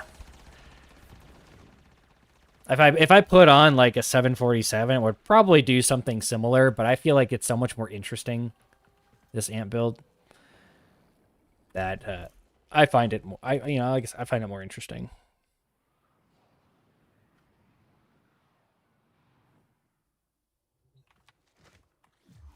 Let's see. No, okay. Showing your Zaw build in a good video. Let's see. Yeah, I can show them here. I cover them kind of briefly in some other videos that I do. Like, they sort of cameo, but I don't have a dedicated Zaw build. Because, like, I use the Zaw a lot, but this isn't some crazy thing that I min-maxed. It's just really what I copied off the meta a long time ago and just stuck to. Like, this one, as an example, is just... It's a Muon with the standard Korb and Vargeet 2 Ruhang, which is the meta heavy attack one from back in the day. So like this right here, this is a basically just a Nikana version of it. Nikana sword. But it's the same grip, the same link, just with a different strike to get a different weapon type. But this is the meta heavy attack build from back in the day. And I used it for Contagion. So like this is set up as a Contagion build. Even though it's low status, it's like you get the crit chance high, that scaled it a lot better. And you can get some status chance out of it with like Weeping Wounds. You just want more damage. You just want more damage. And this works really well. The Rivens for these, I've had so many of these Rivens over the years. It was my most used. Cephon was the most used for me for a very long time until Dual Liquor took the crown on that. So this is just what I use for that. The Rivens generally aren't worth it. Their value, like on Muon, it's a little different because the dispo is a lot higher on Muon. But the reason I use Muon is because this doesn't proc off the slash proc. So if you try to use Brave on a Nikana and you don't one-shot them with the heavy attack, you can actually prevent yourself from proccing this because the slash proc will kill them probably before you can get another one. Where on this one, especially with Kareen actually slots really well in here because you heavy attack, you roll, you heavy attack, you roll, and you just repeat that until you kill them. And in this build, this is the entire purpose of this is to get you back to Exalted Blade. And so having something that can generate energy is all you really need. Like a good backup. So you don't really use your Adarza Kavat anymore. I do actually use it, and it's build specific. So like this build uses it because I do find this better on this build. Like, this hits harder because this build is running Nourish, and using Panzer and Nourish is kind of redundant. So that's why I don't use that on this. This is my like dual Ichor specific build, and I've been playing around with, instead of running like Overextend, you can run Augur Reach, and then the trade between them, I think, is matter of opinion, but I've been really testing that to see which one I prefer if I have to choose. I still think the extra range is probably better overall, but because, thinking it'll scale, like the extra range will scale better at level cap, so it's overall going to be a better build for like level cap. But, like I said, I was just testing this to see how much I liked it. See if I happen to have a preference for running Augur Reach, which slots quite nicely and combines with Brief Respite, all that sort of nonsense. Since this is a shield-based build with Azarin. But I've been largely running this. Lucky to have all those ribbons. Well, I've been playing a long time, and I've been playing in the market for a very long time, and I've been very successful in the ribbon market to the point where I have quite a lot of ribbons, and that is what it is. Once you figure out the ribbon market, it's pretty easy to keep your... You have to do it through volume, too. You just can't expect to have like 3 or 4 ribbons on the market and profit from it. You kind of have to like have a volume of them, because you won't get sales very often. And when you do get sales, they might be large profit. They might not be. They might be a few hundred plat. They might be a few thousand plat. It really depends. And you just have to make sure you list things at a price that someone is willing to pay, not what you think it's worth, which is probably less than what you think it's worth. And if you constantly undervalue the things to try to sell them than what you think they're worth, then you're probably going to hit a lot more customers. You don't want to like price yourself out of profit just because you're trying to like squeeze every bit of platinum out of it. It's simply not worth it. That's my my short tech talk on platinum.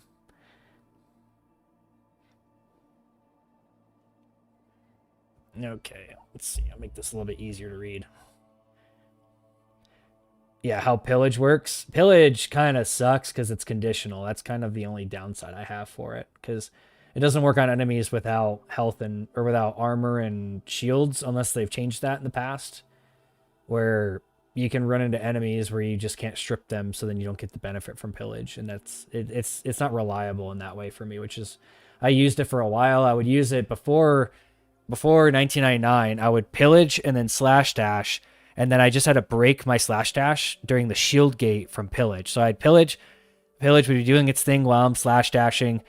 I would get shields from that. The shield would hit shield, the shield break, your shield gate. And then you just had to make sure you broke out of that and then reset, like void sling yourself or something, or, go into an Aru and then do your death loop on your operator. It was just a lot more complicated than it is now. All you have to do to prevent that from happening is just run brief respite, and you're gonna not die instantly coming out of slash dash. That's why giving shield immunity on slash dash was like one of the biggest things they ever did for Excalibur in the entire time I played him. Path assist be viable in ribbons. So path assist ribbons don't really sell because the valence, the fact that it's a coda gives it a valence, and the valence gives it flexibility on not needing like weird multi-element ribbons in order to make it work. And then because of that, it's also got a low dispo. I haven't sold a lot of path assist ribbons because they've generally not performed well. Like, I don't have any right now. But I've had several path assist ribbons in the past, and they just don't perform well. Like, people don't really buy them.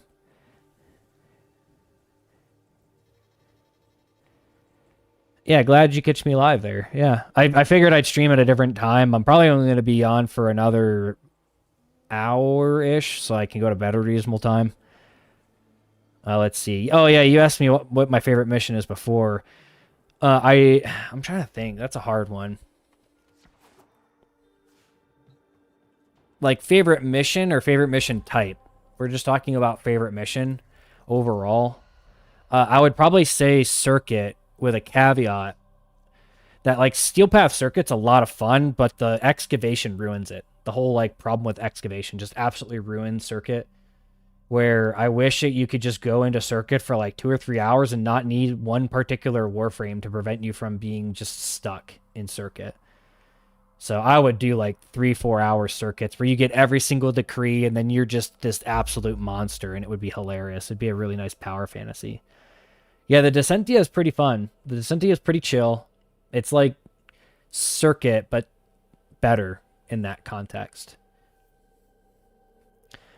I think if there was an endless Parita Rebellion, I would probably really like that. So the kind of idea I mentioned earlier, like quite a bit earlier now, was if you had Descentia that was like an Omni Fissure, and then every like 3 or 4 rounds would be your relic, and then it would give you the option to stay or go. Or you do something like that, where you had like an extraction point, and then when you extracted, it would send you to the boss. Like, I think that would be cool. And then it would probably just be Hunhless, because that's the best out of all of them, or the most interesting out of all of them. If you were to make an endless mission, it would just do Hunhless, and then maybe give you like a split of the materials instead, based on how many rounds you did. It would probably just split between them.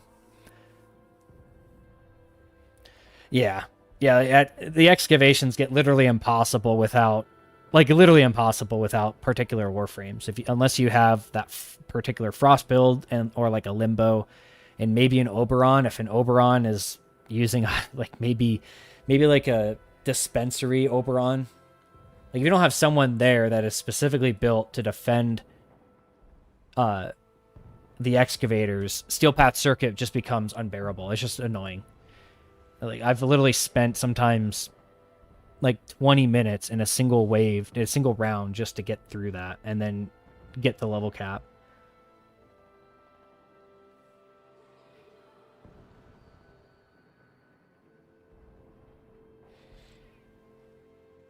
Do I still play RuneScape? No, I don't. I stopped playing RuneScape in 2007, 2008 timeframe. I played from like 2004-ish to 2007 to 2008-ish. Back in that time, I like almost had the skill questing cape. I was a member for a very long time. I had like the Legends Guild. I had almost the Dragon Gauntlets. I think I had the Rune Gauntlets. Like, I was pretty close. I almost had, I'm trying to think of what I was limited on. Like, I had my agility all the way to 70. I had all of the like more harder things. There was just a few that I didn't do. But I almost had the skill questing cape when I played RuneScape. It was a lot of fun. It was a good game. But I got pushed into WoW by like my brother and all our friends in school and stuff. You know, this is when I was a kid. And we ended up switching to WoW. I think excavation would be fine if they added a shield gate. Like, if they added a shield gate to it, and so you could just like ride the shield gate, give it like Hildren's shield gate, then you could actually play around that, and it would be a good mechanic, because then you could have people defending and then people carrying things to it, and then you could have like a pretty organized system there. It's just, right now, the way it exists is just insufferable. It really is. Yeah, I played RuneScape quite a bit. Like, the other thing that I almost did, I'm bringing back some memories, man, talking about RuneScape. So, remember the lava cape? I missed the lava cape by like 5% or so on the last boss. Like, the very last thing you had to do. I like barely didn't get it, and then I didn't try it again because of all the like shark and all that nonsense you had to buy, like how expensive it was for you to do those runs, because you needed all those consumables to actually do it. And I almost did it, and then and I'd never tried it again. And then I got the Legends Cloak instead, so I was like, yeah, I don't want to do this again. That was young me, you know. I was, at that time, I was like I was probably like 10 years old. Yeah, see, this is that like that risque beginning part that I talked about. You just need to get enough health. Really, I should have been casting abilities there and not trying to slam them with my heavy attack. Once you get enough health or energy, then you're just fine. Yeah, as a reminder, I showed this earlier, but you know, Warframe retcons a lot of stuff. Notice how these are what Warframes used to be, or these were what the Tenno used to be back when the game first came out. You know, just a dude that would put on a suit, and these were the Tenno, and the Warframe was your suit that you would put on that would turn you into Rhino, would turn you into Excalibur. You know, kind of the more Dark Sector-ish lore, I guess, from the little I know about that. But that's, you know, Warframe cryopod right here. These are what Warframes used to be when I first played, and then they turned into traumatized space wizard children at some point.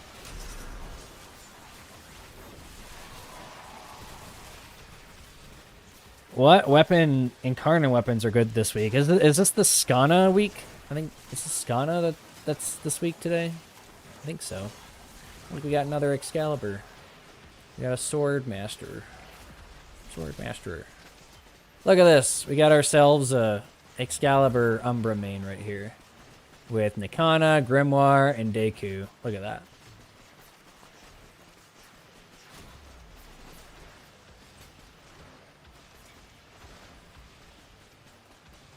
Dex Nikana, 4th most used. I can respect that. Dex Nikana is really good. But there you go. Here's another Excalibur main. This guy's got as much usage as I do on him.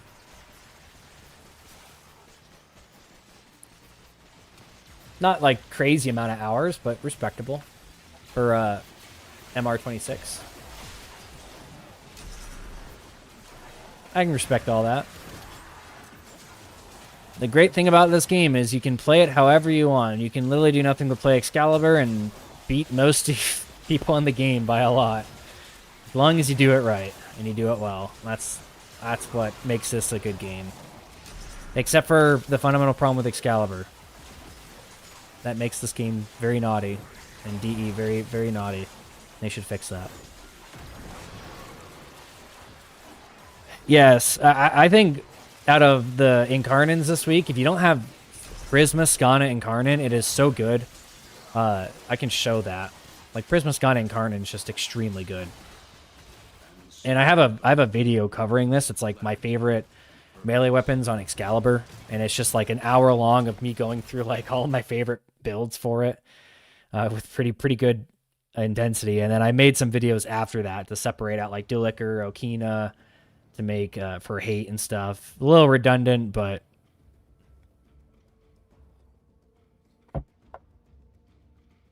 is Mushroom Kingdom better than Warcry set up on Umbra? Yeah, as long as you don't run into that bug.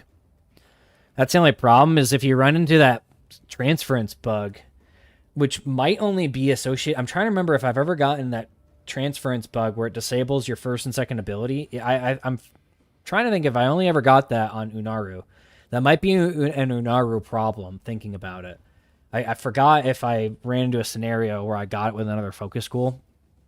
But if you're running Mushroom Kingdom, you can run whatever focus school, but at the same time, give it a shot and run like Naramin instead or something and see if you run into that bug where it literally disables your first and second ability, like you're permanently nullified, which is like it's literally game breaking.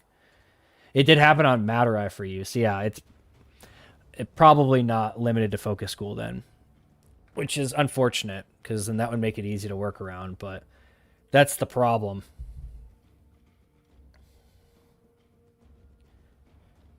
Yeah. Someone doing like a fresh playthrough sort of thing. I thought about doing an Excalibur only playthrough with like just base Excalibur. The problem is I don't even want to risk getting hit with like multiple accounts and stuff. I don't even want to risk that. Like that's not worth it.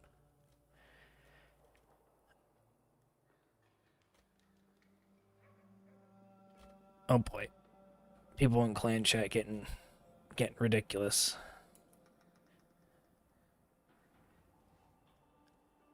Okay.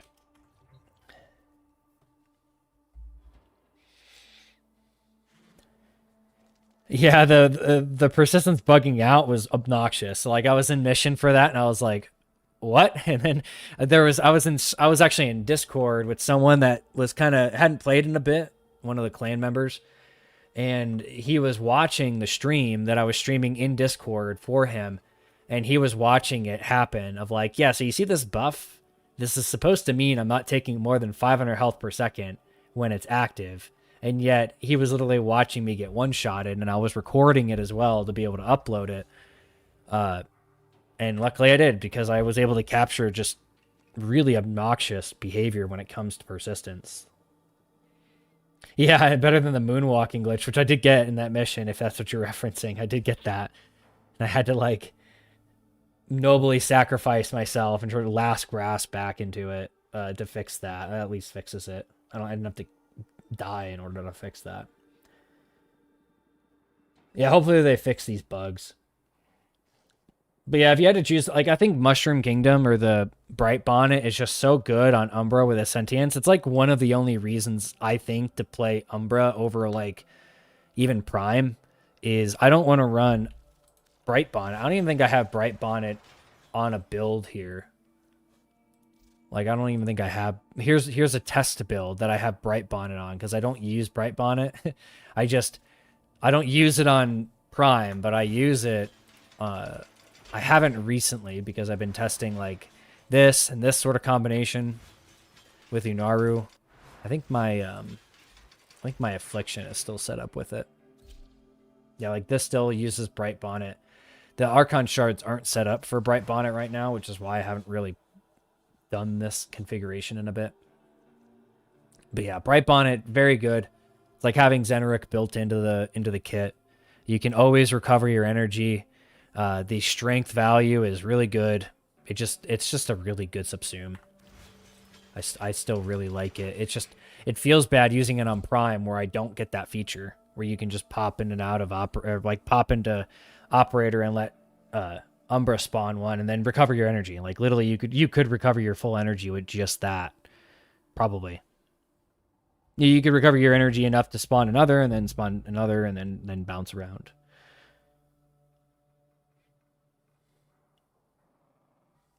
Yeah, I don't want to get hit with multiple accounts. Yeah, but also Brozine isn't pushing digital extremes to do something they haven't wanted to do in 12 plus years. So I don't want to give myself the opportunity for someone at DE to screw me over at the same time. I would like genuinely quit the game if that happened. I did that for WoW, and I played WoW for 15 years. Well, as long as I played this game, and I quit over something pretty trivial. Out of principle. Yeah, he's a big content creator too. Yeah. Yeah, exactly. Like, I don't ever use a Warframe. I don't trust that. One thing I've been impressed with, this is kind of surprising. So, I hear of the issue of people getting their platinum refunded or, like, taken when they do a trade because someone had, like, stolen platinum. I've literally never run into that issue. Like, genuinely. With the amount of platinum I've sold with, like, high-level, like, high-tier ribbons, I guess I've never hit the tier of individual who, like, stole platinum or, like, bought fraudulent platinum and then that gets reversed. I've heard that happening. I've never known anyone. I think I've known people that have had that happen to them. But I don't know if I trust that entirely. I've just never seen it.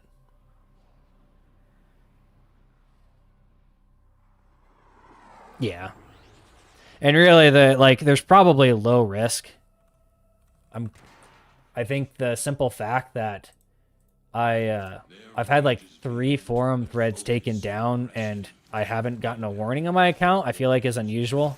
Like if someone did 3 of their threads taken down, they probably would have gotten something, like 1 warning. So I figure there's probably not legitimate reasons for them to take down, especially my like basic Excalibur one that doesn't talk about Prime at all. Like that one was pretty ridiculous. That one shouldn't have been taken down. Which I sent a message to who is it? No, I won't tell you guys what mod. I don't want this mod to potentially get swarmed.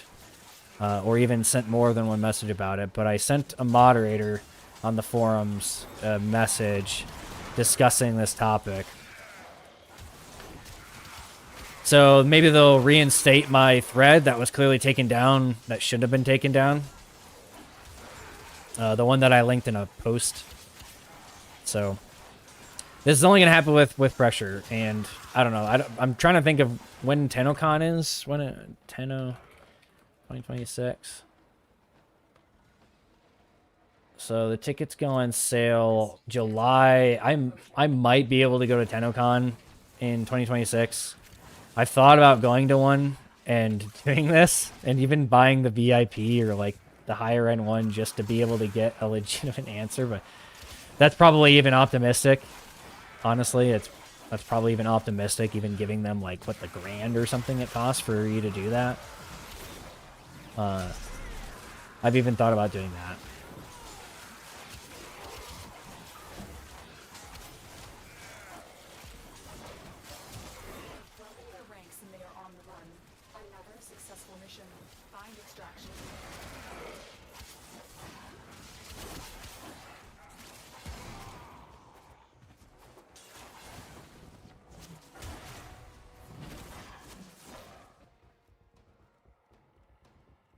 Yeah. A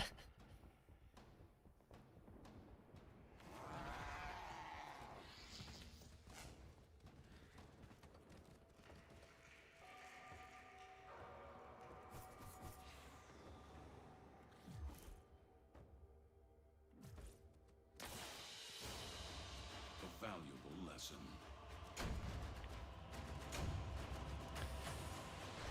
Yeah. Or those even G2 glasses with the built-in microphone on them that can like transcribe and stuff. Yeah, I've been playing Excalibur quite a bit. I've been playing him quite a bit, and that has certain consequences on your mobility. But as you probably can tell, I use very particular stuff, and I don't deviate too much from it because I'm not that great with hate and its stances. Oh, I was going to show you this. Wow, I'm dumb. Let me show you this. Let me make sure this build's right. I do have a Riven for Skana. That's not bad. Let me see. I can drop that in here. So, like, this is one that I rolled. I've rolled a decent amount of Skana Rivens, but I've sold a lot of them. But I rolled this one. I'm like, okay, well, this isn't worth putting more Kuva into. I can drop this, literally drop this into my build, and it's an upgrade. And I'm going to get rid of Condition Overload because this is before I did that testing. But in this scenario, I get tons of attack speed. So I'm going to get rid of that, actually, too. I think I get more crit damage, right? We'll get more crit damage. Oh, no. We're doing it. Purity. Why not?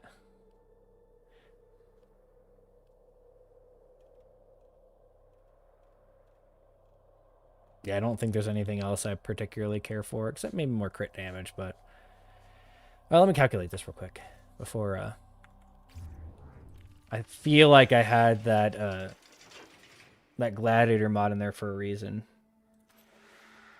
40% crit chance.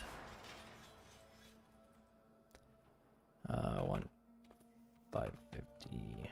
4 plus 4. Yeah, that's why.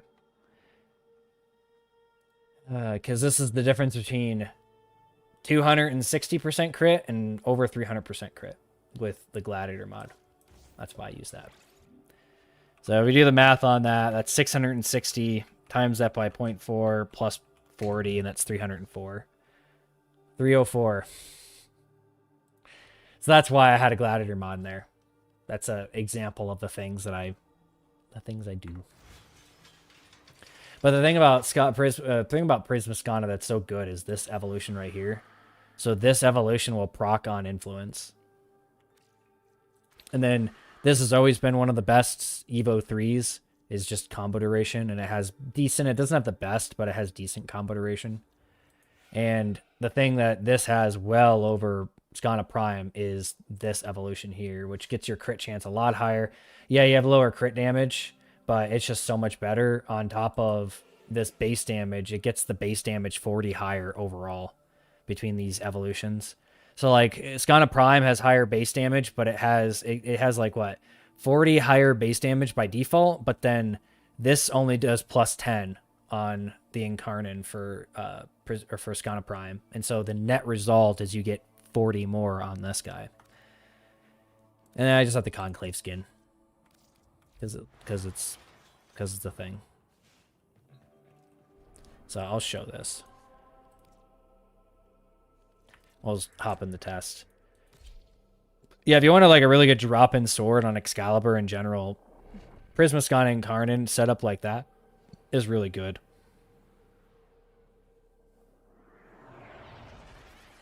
Oh, thanks.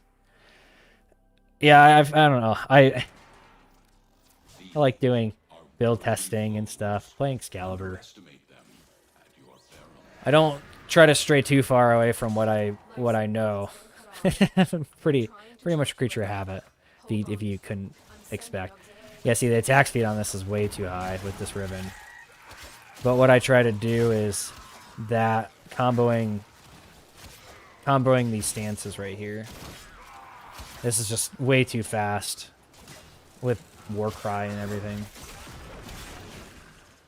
Yeah, let me go down real quick so I can get rid of Warcry. Yeah, see, this is without Roar Cry, and this is a lot better.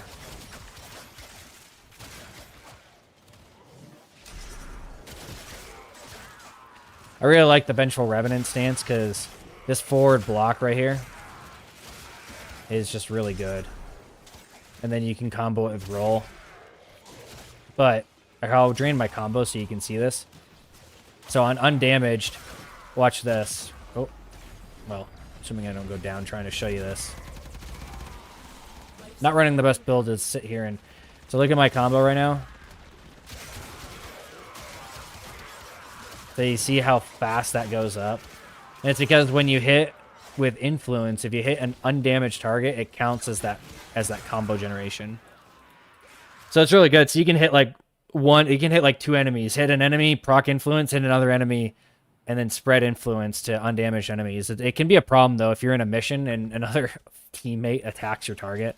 It will actually prevent you from it will prevent you from running into that from you getting that bonus.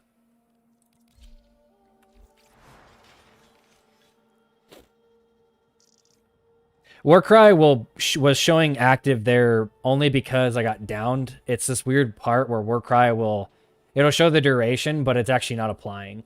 That's a common. It's like I think it's a bug really, if I had to say, because if you get nullified, you don't lose the buff for Warcry, but you clearly lose the attack speed and the armor. So that's one thing to keep in mind. You have to, if you do get nullified, and you do have to recast Warcry, even if it shows that it has a duration. Yeah, Excalibur Prime isn't as rare, I think, as people think. It's just the fact that not a lot of people actually play him. So then there's, like, if it's 1% of the population that has Excalibur Prime in Warframe, and only 1% of those people are actually actively playing Excalibur Prime, then, you know, the orders of magnitude of people, likelihood of you running into one is pretty low. But I even run into, I'll run into a person playing Excalibur Prime that's not me, maybe once a week, maybe once every 2 weeks. I'd say once every 2 weeks is probably accurate. And so there'll be missions where people are just flabbergasted because they got 2 Excalibur Primes on their team. They're like, what's going on here? Are you guys together? Like, yeah, no, we're not together. Yeah, Archon Shard loadouts. Well, Archon Shard loadouts are bypassed by having multiple copies, and that's something you obviously can't do on Excalibur Prime or Umbra, which is where the normal Excalibur buff comes in.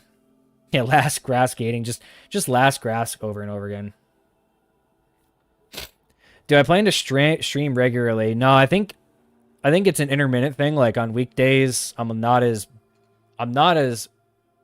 available. Like I was even at work late today for some extra stuff, but then I don't work out usually on Mondays, so then that kind of freed up my schedule, and I didn't cook today, so then that freed up my schedule.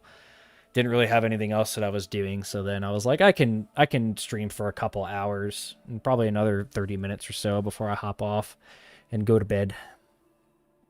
Got to get that sleep. It's important.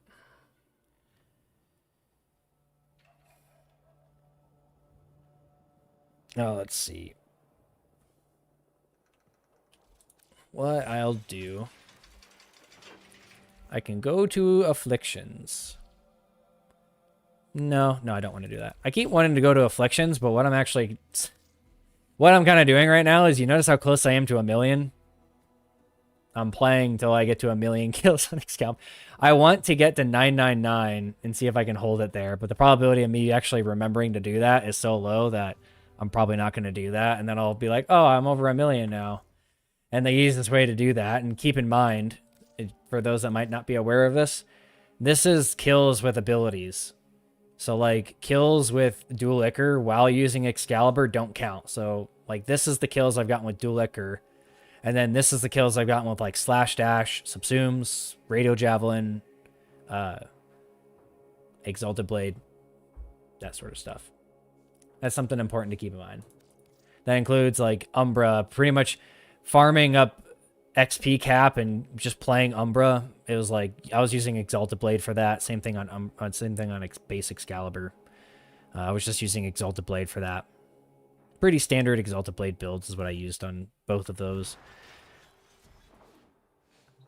Not the whole time, but most of the time. Let me Let me do a Parita.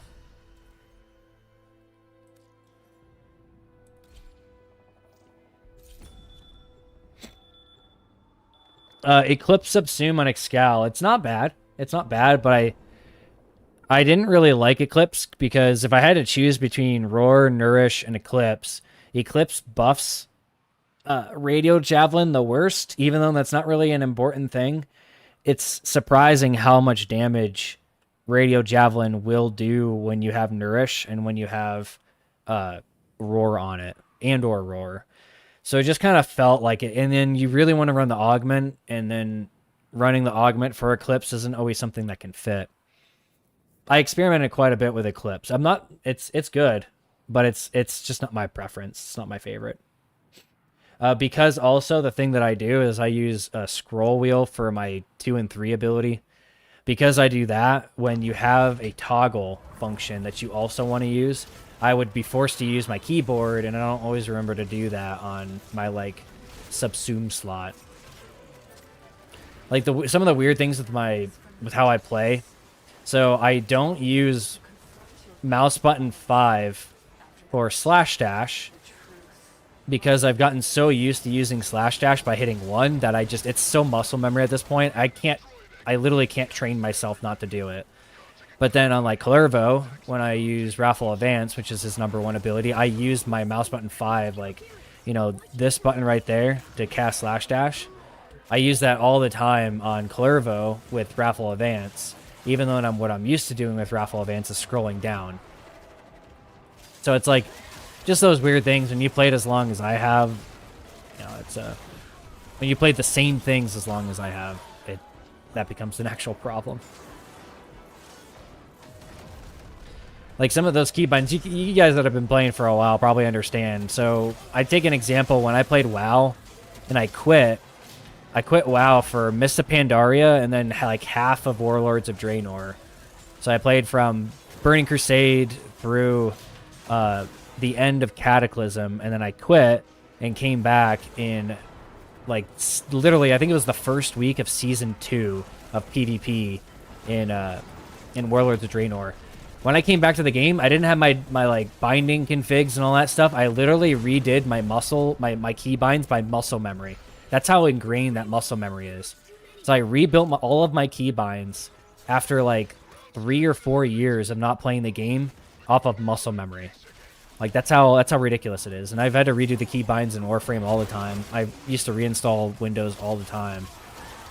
Like once every couple of weeks I would be reinstalling Windows, doing like overclocking and stuff. And I would just do it by muscle memory. That's how I do it now. Like I forget what I do, like Omni and Necromech is on these top 2 buttons. Some of the extra keybinds that I have, and I forget which one's which. I just kind of do them by muscle memory at this point. I can't even think about which one is which. I think I mess it up all the time too. But yeah, that muscle memory definitely exists.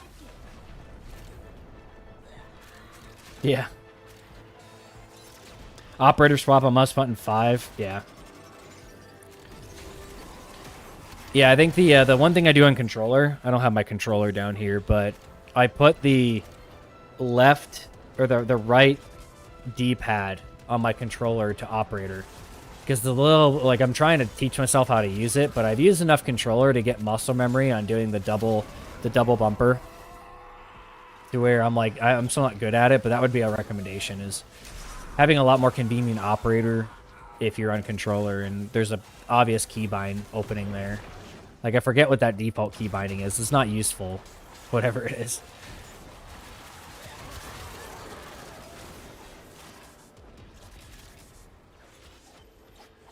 Yeah. Well, it's like, I stopped really using controllers in 2012, and then, like, I used controllers a lot before that, but I wasn't particularly, like, I was good, but I wasn't particularly good on controller when I was playing. Like, Halo 3, when I played Halo 3, I didn't get to 50 on ranked. I got to, like, 42 on solo, or, like, Lone Wolves or whatever. So I wasn't bad, but I wasn't great back then.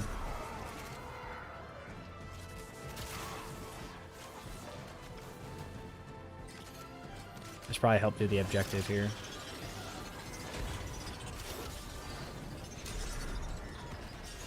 I definitely shine far better when I switch to mouse and keyboard in most of the games that I play.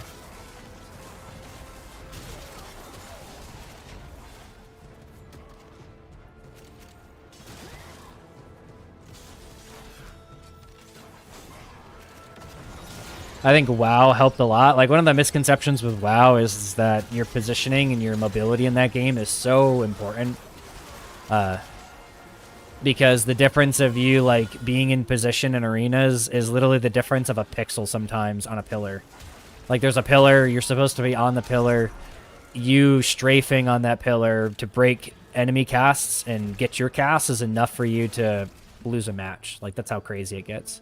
Especially when you get to that, like, tournament level on arenas.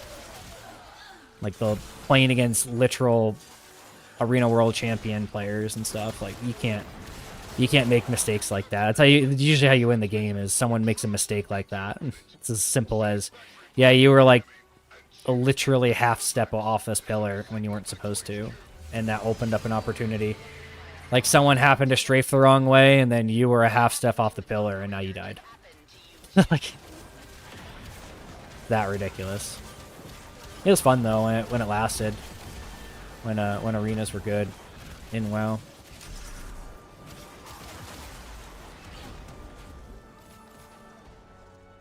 Okay.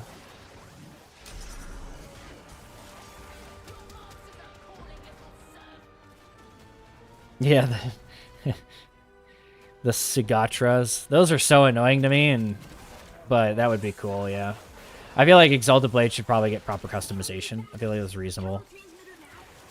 That's kind of where my suggestion-ish would come in for what I was talking about with, like, Master Founders having special Exalted Blade. If they converted it to a heirloom system. If they just made it so you could just equip skins on Exalted Blade, then Master Founders could get their super Gucci-looking Exalted Blade skin, or their super Gucci Skana longsword, Founder longsword skin they could get on Exalted Blade. And then us mere Hunter Founders would be stuck with the Skana Prime version.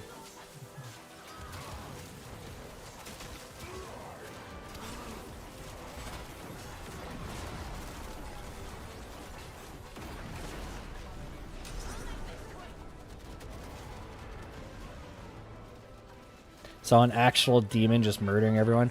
Yeah, I thought about doing face-off because I'm trying to... One of the things I'm slightly, kind of, somewhat, sometimes doing is getting the rest of the mods that I don't own.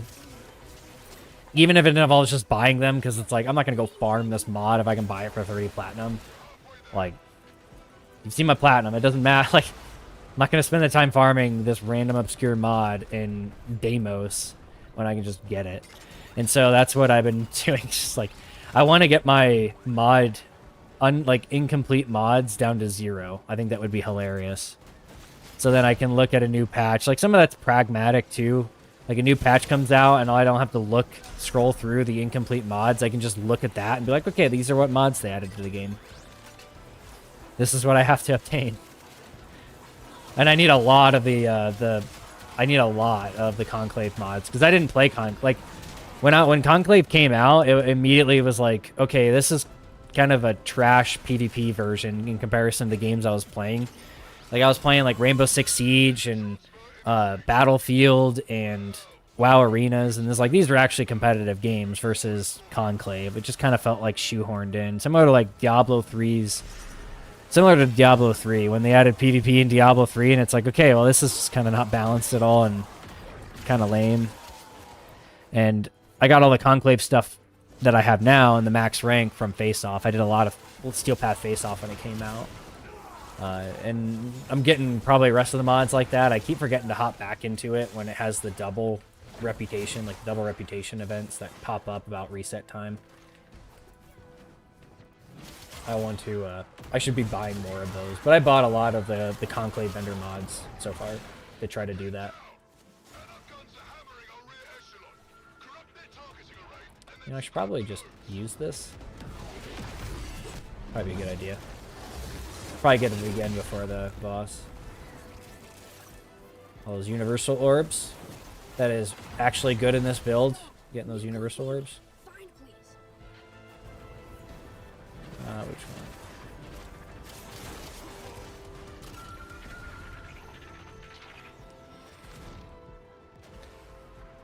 Want to get the sigils. Doing face off. Oh, like the conclave sigils. Over 100k conclave kills. Huh. That's a thing. That's funny. Nice job on that.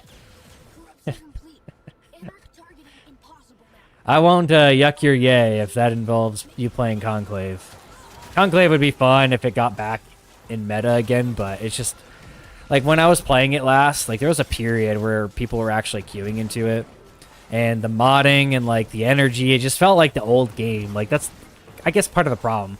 Conclave feels like old Warframe, where you don't get any energy.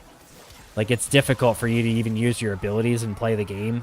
And the new game is just so much better. It's like playing classic WoW.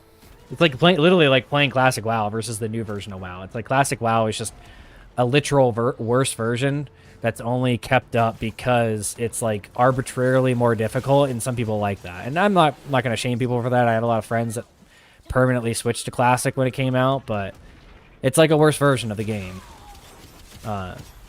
It's simply what it is.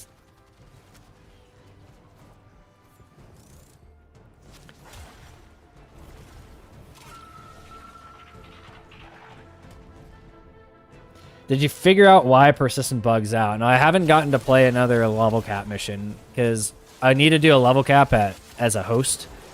And if it bugs out in a public match or like a full stacked match with me as host, then it's not from that. But I'm going to suspect for now that it's a host issue, like a host versus client. Are these guys helping out? Okay, there we go.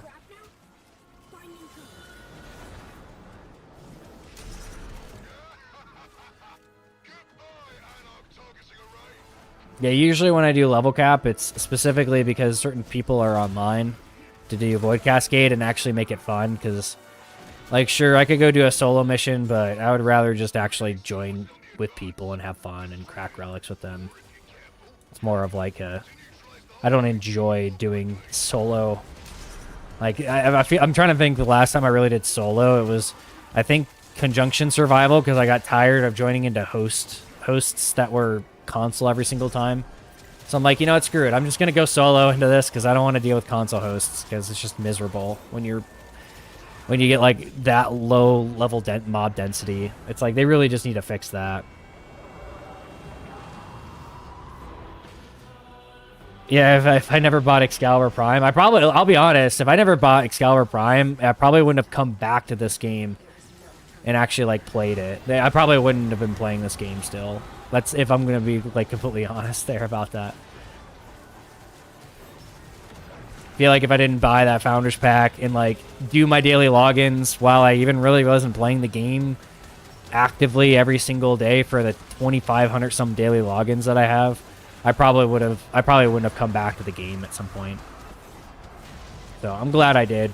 It's kept me playing the game, more than likely.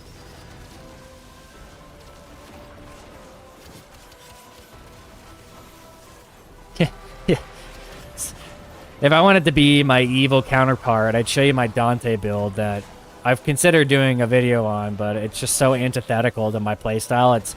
I describe it as reminding me of playing WoW. So it's like when I feel like playing a spellcaster WoW type gameplay, I can switch to Dante, and it's just so overpowered. Like, even after they nerfed Dante, he is just ridiculously overpowered.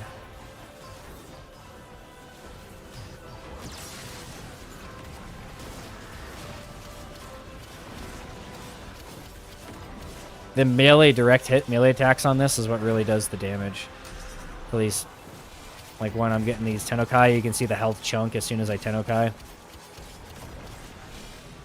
The waves suck in their damage. Remember, the waves don't actually scale off of combos, off your combo counter. So even when you have max combo, those waves don't do, like, any damage.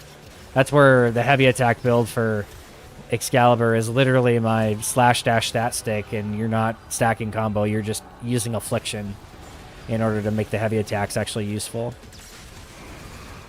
Otherwise, you have to be in direct melee like range of them in order to get the initial hit and the wave. Really, it's the direct hit that does the damage. Wow. That was rude. We'll do this. I don't think this does very much damage against this, but we're going to find out. If it can even hit it.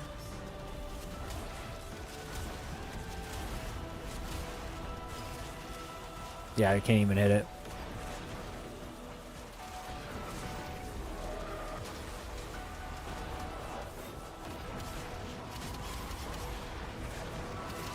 I'll show you my Arcwing build here too, because I'm going to suspect that it's going to be me doing all the Arcwing damage. I'm just going to suspect that. We're going to find out.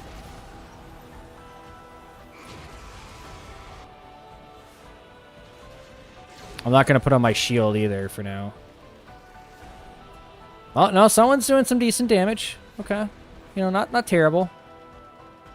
And there it stops. Okay, let's go do some damage now.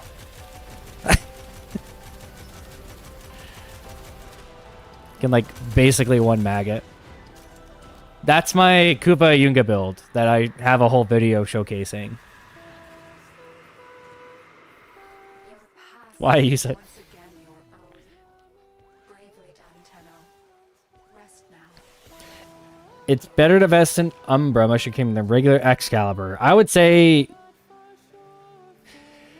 I would suggest right now, if I'm being optimistic, that if DE actually listens and they fix things, or they do any of the things that I'm suggesting, or that, I'll even put it simply, do any of the things that I am putting forth that are pretty obvious things that the rest of the community has come up with for years at this point.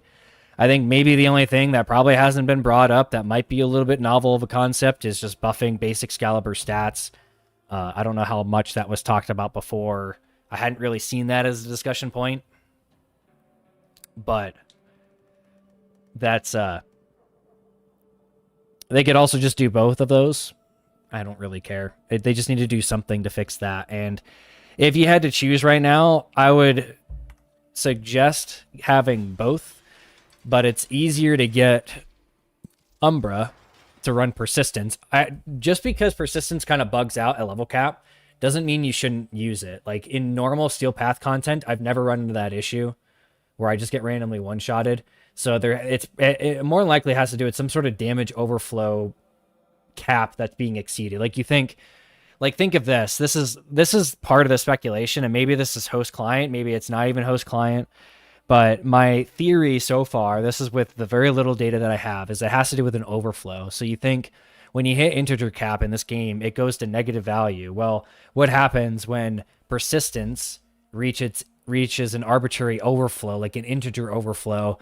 Does it go negative, which then causes it to do more than 500? I don't know. That's kind of the speculation there, is that it might have to do something with overflow when you get high enough level enemies, because you don't have this. I've never had this happen, and all the time I've played Persistence so far, I've never had it happen outside of that mission where I was going to level cap with it.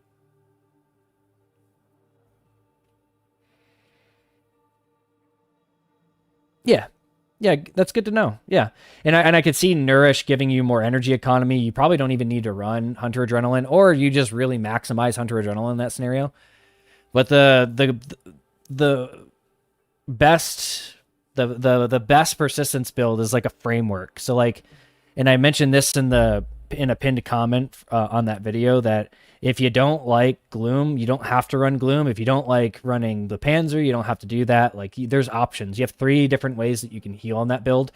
You kind of only need 1, but I would recommend 2. And if you really want to make things super easy, then all 3. And Gloom's probably the easiest one to chop out of that, where you can run, like here, I was running Raffle Advance, just as a example. You could run Warcry if you want. Yeah. Like, I was running that on Prime, actually, not that long ago.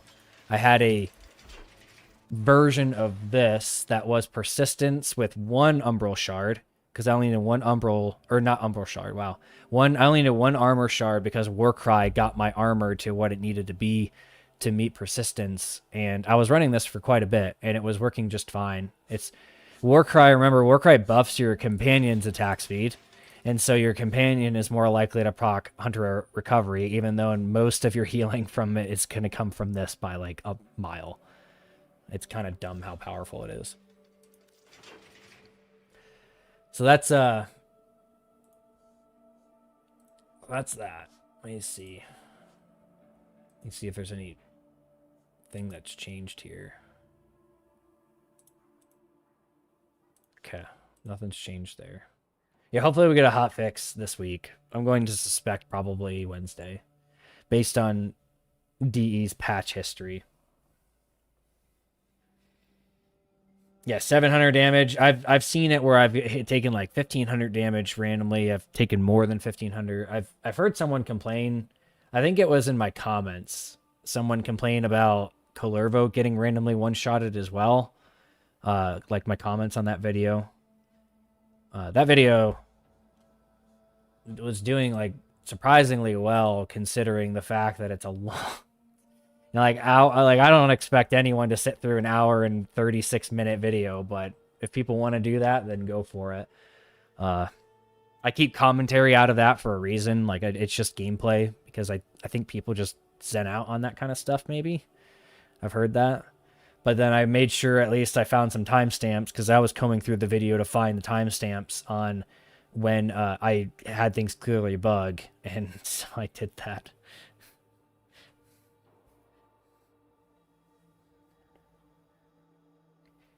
Yeah, nourish to maximize Hunter Adrenaline. Yeah, there's a lot of variability there, but the core things I think are important. Making sure you have 1400 armor.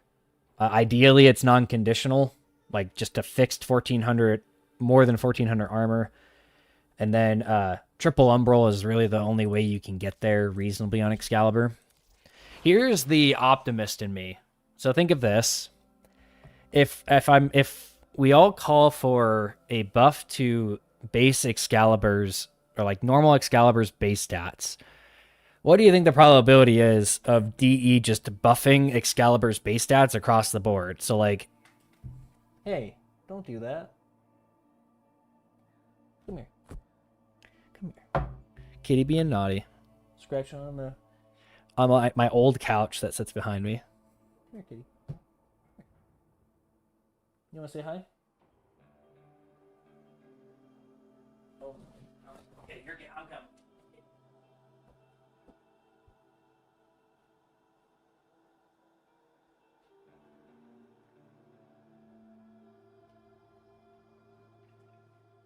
Okay. We got little Miss Murder Mittens. I've captured her. And we're going to interrogate her for all of the state secrets that she holds. Tell us your secrets, kitty. Tell us your secrets.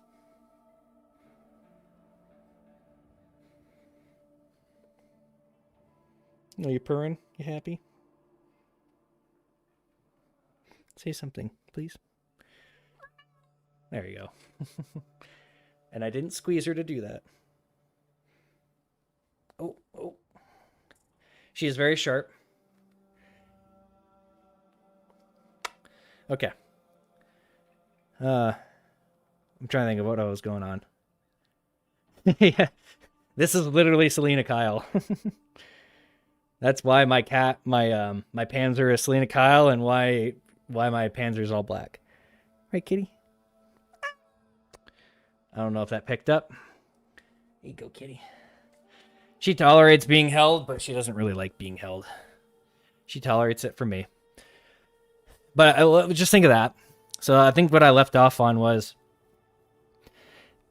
if they buffed normal Excalibur, his base stats, the probability of them not just bringing Excalibur up to Umbra and Prime, but then just buffing Excalibur's base stats across the board exists in that scenario. So instead of buffing base Excalibur to exactly what it is now, like, I can't even show it here because So just think of this. Like, this would be a pretty huge quality of life improvement for Excalibur just in general. If instead they buffed his, like... Because there's really no reason for him to have low shield, health, and armor with respect to other Warframes. Like, that doesn't really make a lot of sense. So if they wanted to keep him generalized, they could bring all of these up to, like, 500, and he would still be balanced. Like, if this was 500, 500, 500, I think it would still be balanced, and it would give him so much more flexibility. Maybe even go to, like, 450 across the board. Like, they could buff all of his, even, like, 400. They could just take all of these to 400, except for his energy. Like, keep his energy at 225. I think that's perfectly fine. But do, like, 400 health, 400 shields, and 400 armor. Because they're buffing base Excalibur anyways, so they might as well just buff all of them across the board. Yeah, I think that would be... I'm not going to say that's part of the goal, but I wouldn't be surprised if while they're doing that, they're like, you know what, let's just buff his base stats across the board, because they are quite weak. No, this is this... Yeah, this is the right build. Okay. Wait, why do I have continuity in this one? Oh, I think I know why. I haven't switched that in a long time. I was running continuity because I wanted to see if... where is it? I wanted to see if if continuity procced off this, which it doesn't. Neither does Archon Stretch proc off of the electric one. But just consider that. So that's a possibility. I'm not going to say it's likely, but I'm going to say that it's a possibility that they do that. And yeah. What about giving basic scale primed current stats? I would think to fix the problem, they have to make them the same across the board. I think the goal would be to make Excalibur Prime a cosmetic version of Excalibur by buffing Excalibur to be the same stat-wise. I think that's the requirement.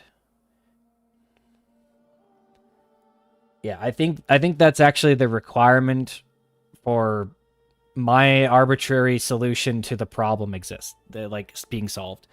Which I don't necessarily, I say arbitrary, but honestly, it is a pretty objective problem that exists with Excalibur. The fact that you can't get, like, for you to fix the base stat problem difference between normal and prime, you have to go to Umbra, and then because you go to Umbra, you run into the sentience, and then because of the sentience, you might have some restrictions on, like, polarization or how you're going to build them, and you can't make more than one version of any of them, except for base Excalibur, which then brings you back to the first problem. So it's like there's no solution to the problem except for having, like, a slight carve out of having Excalibur Prime. Like, Excalibur Prime kind of carves out this, like, niche solution to the Excalibur problem that exists because of the way he's obtained and the versions that are available of him, where they could just fundamentally fix that problem by just making base Excalibur the best version of, like, or not the best, but equal version of the Warframe.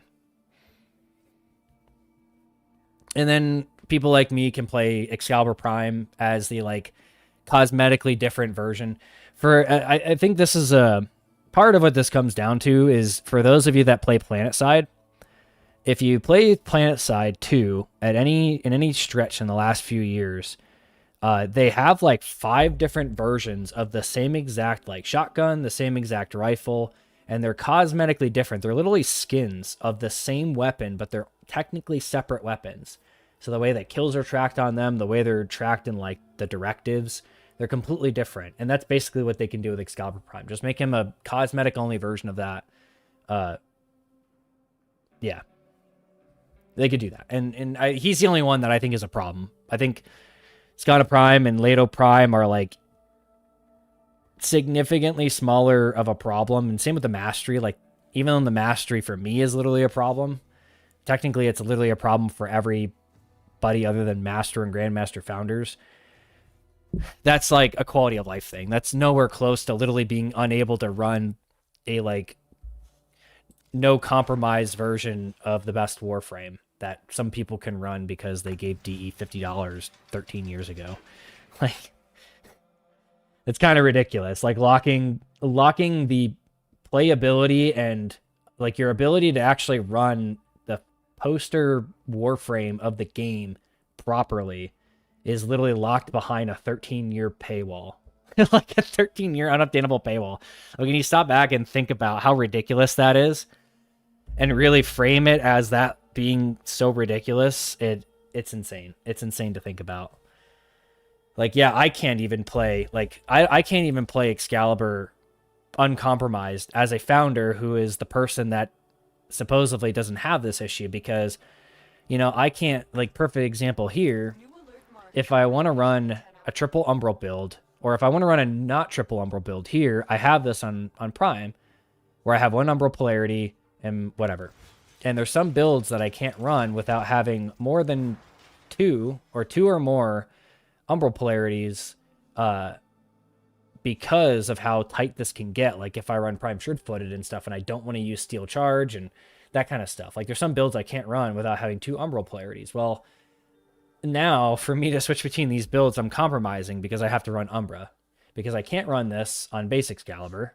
I could technically, if I wanted to, run like my Nourish build, and this is what I would recommend, running like this Nourish build on base Excalibur, on normal Excalibur, because there's really no major compromises running this on normal Excalibur. You get less starting energy, but you're running Nourish, or you get less energy, but you're running Nourish already, and the armor isn't going to really help you that much. Like, it's not zero compromises, but it's minuscule amount of compromises. That's as close as you can get. And I can't even get that, because I can't, if I could get more than one version of Excalibur Prime, then this would be entirely uncompromising for me as a founder. But that's simply not the case. And I don't think that's a solution. It's like, hey, solve this problem for just founders and not the entire rest of the community on like the literal fundamental build restrictions on Excalibur just as a whole.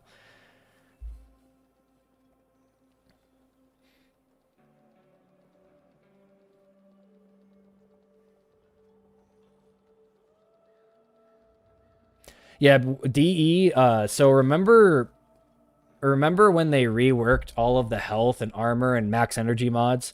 They buffed a lot of the base stats on Warframes in the process of doing that.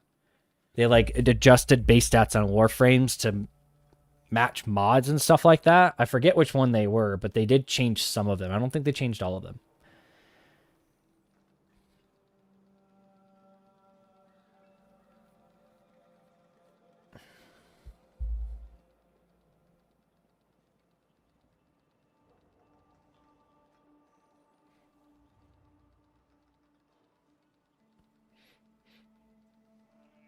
Yeah, it's where, like, overall, if I had to take, like, make a recommendation for a narrative to collectively steer the conversation to, it would be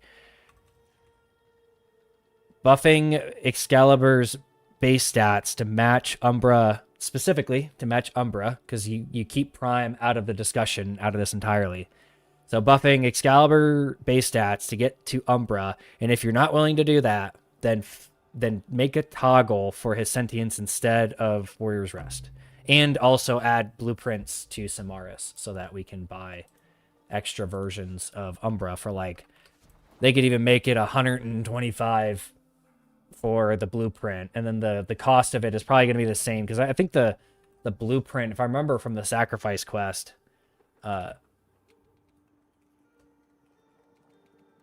if I remember from the sacrifice quest, he takes like a little bit of Kuva, and like the build cost for him is insignificant. Yeah, 60 Kuva, 1 Orc in Cell. So like he takes nothing to build another version of. It's not like he has quest things locked behind him. So if you're able to buy additional blueprints of him from something, then that would be nice. how about Umbra blueprints are 1,000 ribbon slivers. There you go. There's a great place to put his to put his blueprint. 1,000 ribbon slivers. Let's see how many ribbons, how many Umbras could I buy in that? I could buy 20, almost 21 Umbra blueprints in that scenario. Yeah, even if they made like a paid if you had to buy them with like Regal Aya, just like some way to get more Umbras, because some people do have more than one Umbras and they get close to the advantage of a founder. Like the people that merged their accounts and they got 2 Umbras, those people do have an actual advantage over normal players. Like that is a closer to a pay to win argument than not. I would say it's a pay to win light argument. Enough to where when that merger was happening and I found out about that, I genuinely thought, the genuine thought crossed my head of making a console account. I didn't have a console, so I'd have to get a console, making an account, and then merging it just to have another version of Umbra, because that is an actual advantage. Yeah, like if you wanted to, if you got 2 Umbras, then just rip off the Umbral polarities from one of them, and then you can run pseudo 2 builds. Or you could just run triple Umbral on both and have different Archon shards. Like, you get that flexibility having that. Like, I'd rather have about 2 to 3 versions of Excalibur that I can have identical, like, non-compromising builds on, and that's just not the case. No one can do that. Unless there's someone out there that has, like, 2 or 3 versions of Excalibur Prime. I doubt it, though. Like, maybe if you had 2 Founders accounts and merged them. I don't even think that was... The probability of that happening is probably... Someone probably had that happen. Yeah, having to go through that... yeah. That would be ridiculous just to get a second version. But if I was an Excalibur main, and that happened, and it was like, okay, well... If I was an Excalibur main that wasn't playing... That didn't have Excalibur Prime, it would genuinely have been an advantage for you to have 2 Umbras. Like, that would be a pretty significant... advantage over someone else, and that would be enough to get really close to the advantage that Founders have, just having 2 high-end versions of Excalibur. It's not even having Prime, it's just having 2 high-end versions of Excalibur.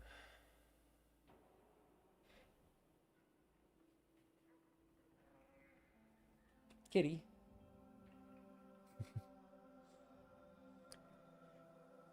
Did they buff him in Tekra Encore? Yeah, they buffed Tekra Encore was the Exalted rework. So that's when Exalted Blade got the ability to use combo mods, augments, arcanes. And then when they minorly readjusted Slash Dash, even though it mostly still works exactly how it used to work, it's just it force scales off of Exalted Blade and has the same base stats as Exalted Blade instead of basically non-existent base stats. 0%, 0%, 1x. Yeah, that was in Tekra Encore when they did that.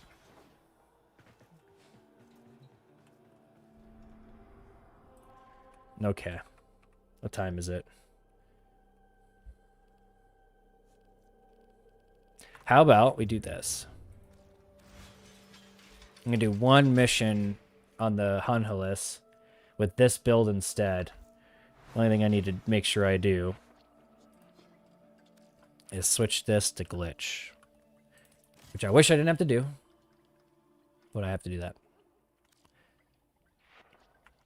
And now this build is ready. I think. Yeah, like I said, I still haven't figured out whether I want to go back to overextended or use this. I think it's a matter of opinion there. The nature of this, just to kind of refresh over it. So if I run Augur Reach versus Overextend, you're basically here, you're getting 30% range, but then you're trading 60% ability strength for 60% range. And you think about the math, the resultant difference between those is 30, and the resultant difference between this is 30. So you think theoretically, if there's equal value to ability range to strength for this build as a whole, then therefore this is actually worse than this, because this also has the energy ability conversion. Otherwise they would be, if strength and range were exactly the same, then it would be just 30% extra range. That's some of the build theory there. Well, here we go. There's 2 Founders for you. See how many comments we get in the for these two console players for seeing that. Like I said, it happens all the time. For me, at least.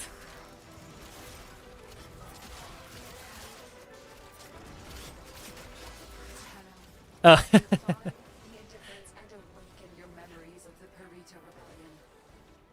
You have only 12 minutes before the memory Hi, Stephanos. of Hollis itself will arise. The ground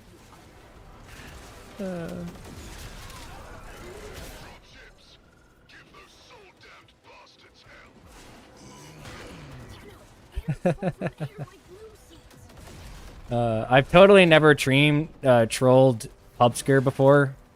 When I happened to be on Twitch, I think I was waiting for one of the dev streams or something, and I totally didn't join and time his like joining of relics just to troll his stream as Excalibur Prime and derail his stream chat. I totally never did that.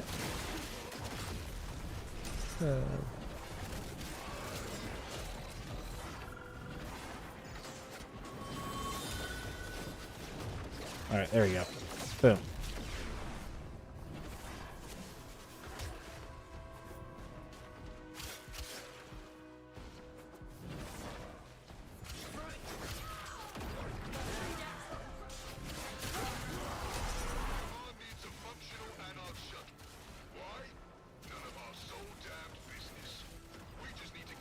Yeah, I'm really what I want to show with this is the heavy attack damage of just spamming heavy attack versus what you saw with the other build. Because I'm pretty sure this feels like a change, but afflictions might apply globally to bosses. Like targets that can't be knocked down, like bosses, they just get afflictions because it doesn't feel like it's supposed to do as much damage as it does. That's a theory that I've had. It's one of those things you don't want to tell too many people. Because if it is a bug that way, that's a pretty powerful bug. And ideally D doesn't fix that.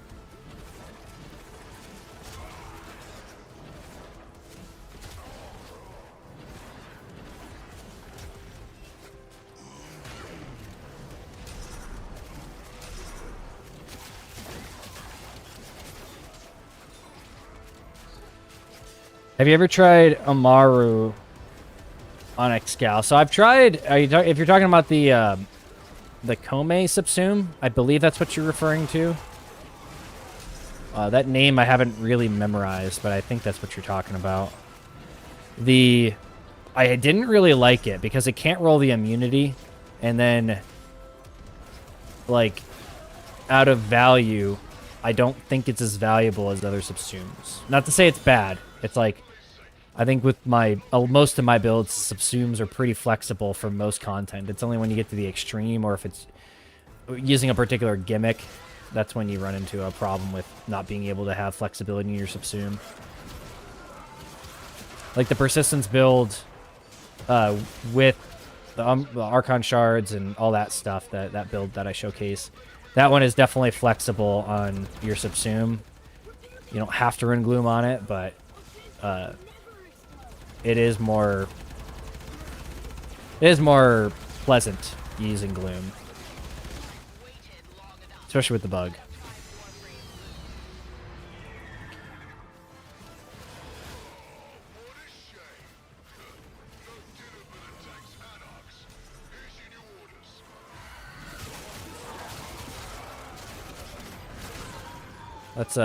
Let's look at Mr. Stephanos here. Got a Mr. MR16 Hunter Founder. Most used, Excalibur Prime. Yeah, you gotta pump those numbers up there, bud. Keep going with that Excalibur.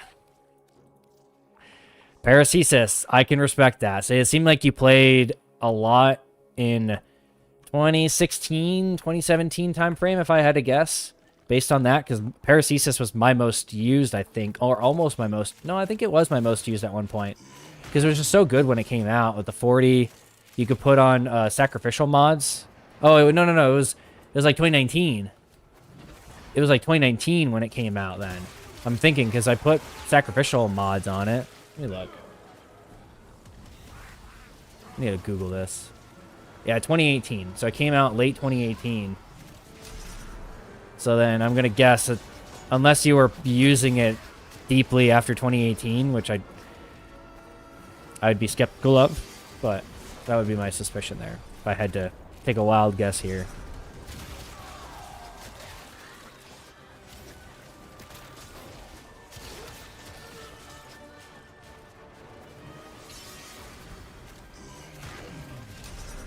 Let's hit this guy. Bam.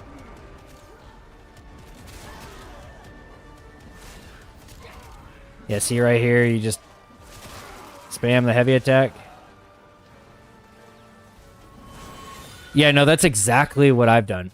That's exactly what I did from like 2015 to probably about 2020, I would say. And then I picked up playing a lot more in 2020, and then like more spikes of gameplay there. And then it wasn't until like I quit WoW when I really full switched to playing this game back in 2022. And so it's like that's kind of the difference with me is when I was playing between those times, I was playing literally the same build. There was one of these streams actually went through my Steam achievements and showed like my Steam achievements to show like, yeah, so this is how long I spent at MR7 because I literally never leveled anything. And then once I was like, okay, well, I need to go higher in MR in order to use Rivens. Like I need to get to 8. And so then I just start skyrocketing, and after like I hit 8 and then I hit something else, like I hit something else above that, it's like, okay, well, I might as well go all the way to 30. And I already had a bunch of stuff built, or I just needed to build it because I already had all the blueprints, all the materials, that kind of stuff. Yeah.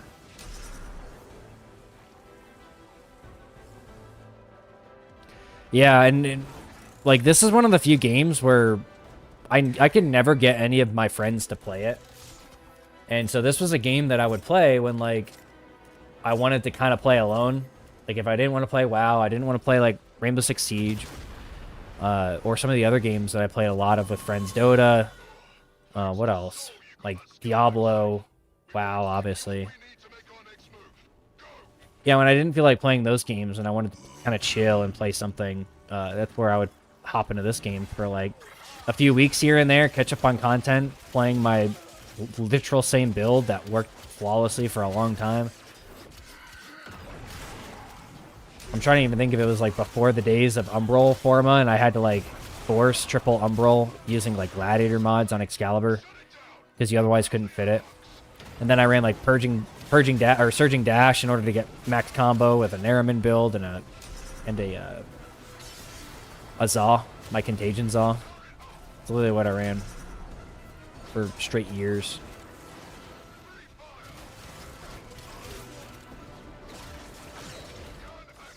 See, that's why I don't... That's exactly why I don't do the grapple to the ship, because it's unreliable.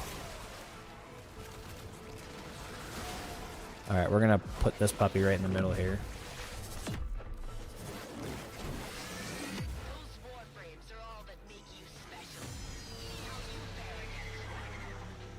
Alright, we're going to do it. Heavy slam.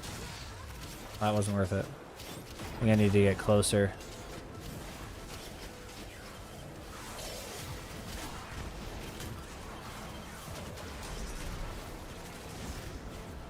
Heroes never die.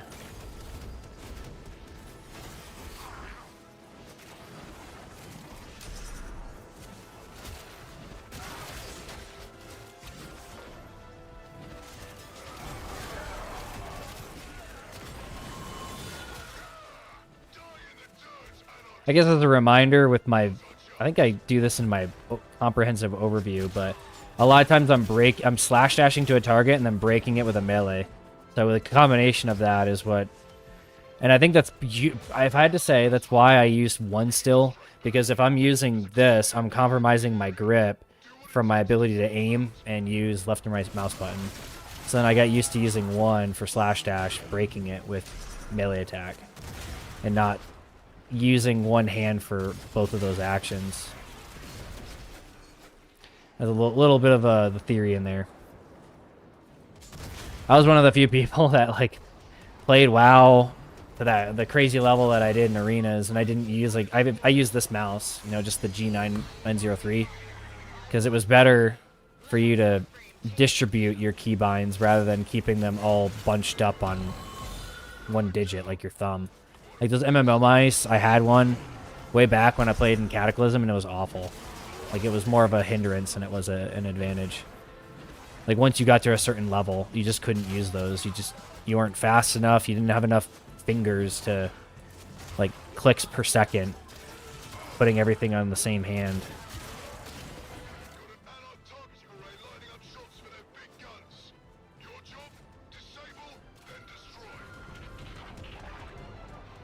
Remember Tenet Zorus? Remember that? Remember that promise? Winning the Game Awards to get Tenet Zorus? I remember. Warframe didn't win, so you know it's not like they broke their promise there. But just remember, if Warframe ever wins the Game Awards, just relentlessly remind Pablo that he promised that one time. Doesn't matter if that had a cooldown or an expiration date on it. It doesn't fit my narrative or desires.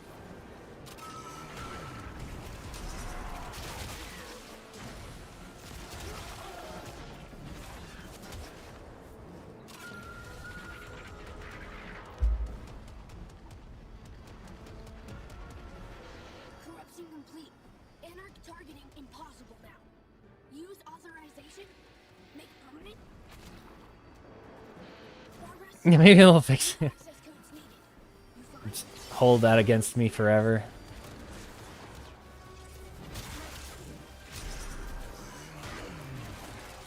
Yeah, one of the other reasons why Nourish is just so good on Excalibur is the fact that your radio javelin can proc it, and that's just fundamentally better than the latter. I find that more useful than Roar. Oh, we didn't complete that last node. Oh well.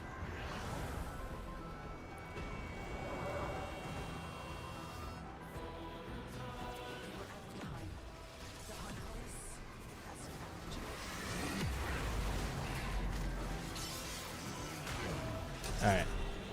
Big damn. Yeah, see that?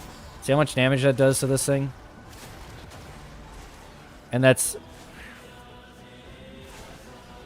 like, I'm trying to see if that's a second hit. Like, if it's hitting twice.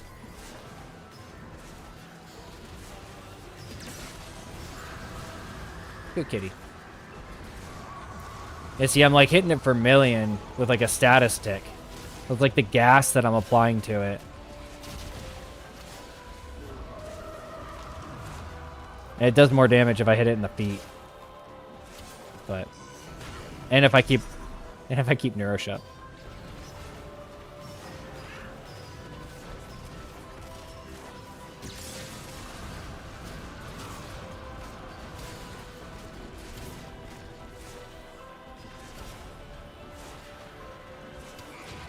Alright, we're gonna see again.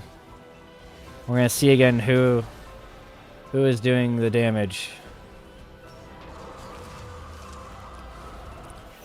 I do this to test my build to see, okay, how much better is this than the average Arcwing gun or Arc gun.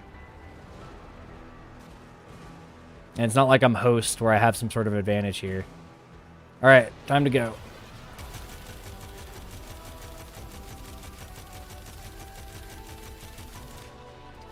Yeah.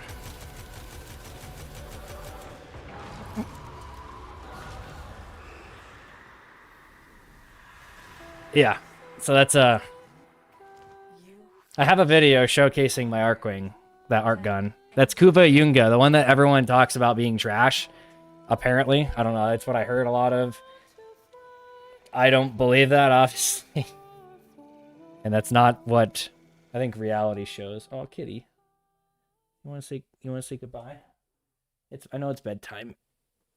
And that's what we're going to be doing. Yeah. Ooh, what's the matter, kitty? You want to say goodbye? You want to purr on the microphone? You want to smell the microphone? Do you want your close-up? Here, I'll give you a close-up. Oh. There you go. Ooh. Don't touch the camera. You're not allowed to touch the camera.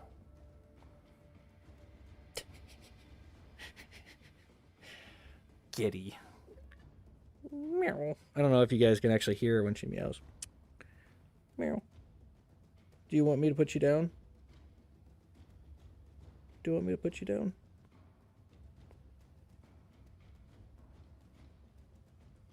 Meow. There you go. Okay. Didn't have to squeeze her. Yes, Doug can hit damage cap. Yeah. She is a tiny little kitty. Yeah, friend-sized. She is 6.5 pounds. She's a very tiny little kitty, and she hasn't really grown since I got her like 6 years ago, so she was definitely a runt.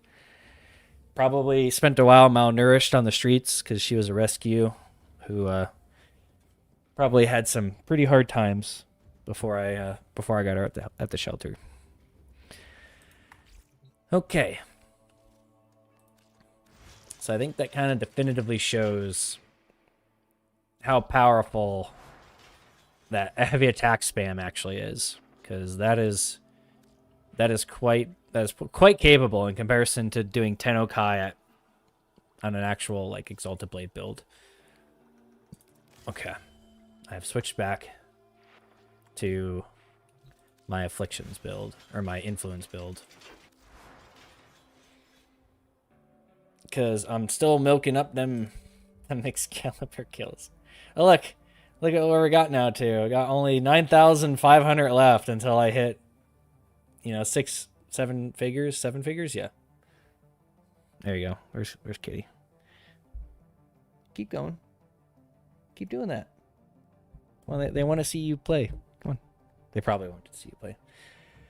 So, yeah, anything else before I close this out so that Kitty stops pestering me? Because she definitely wants to sleep on my legs all night. That's what she's waiting on, probably. Right, Kitty? Yeah. She has her own schedule that she likes for me to keep, and she is very angry when I don't. Oh. Before I forget, because I almost did again. Which one was I rolling? I think I was rolling this one. Got just enough. See if I get anything useful before I go to bed. Any last questions, comments, concerns?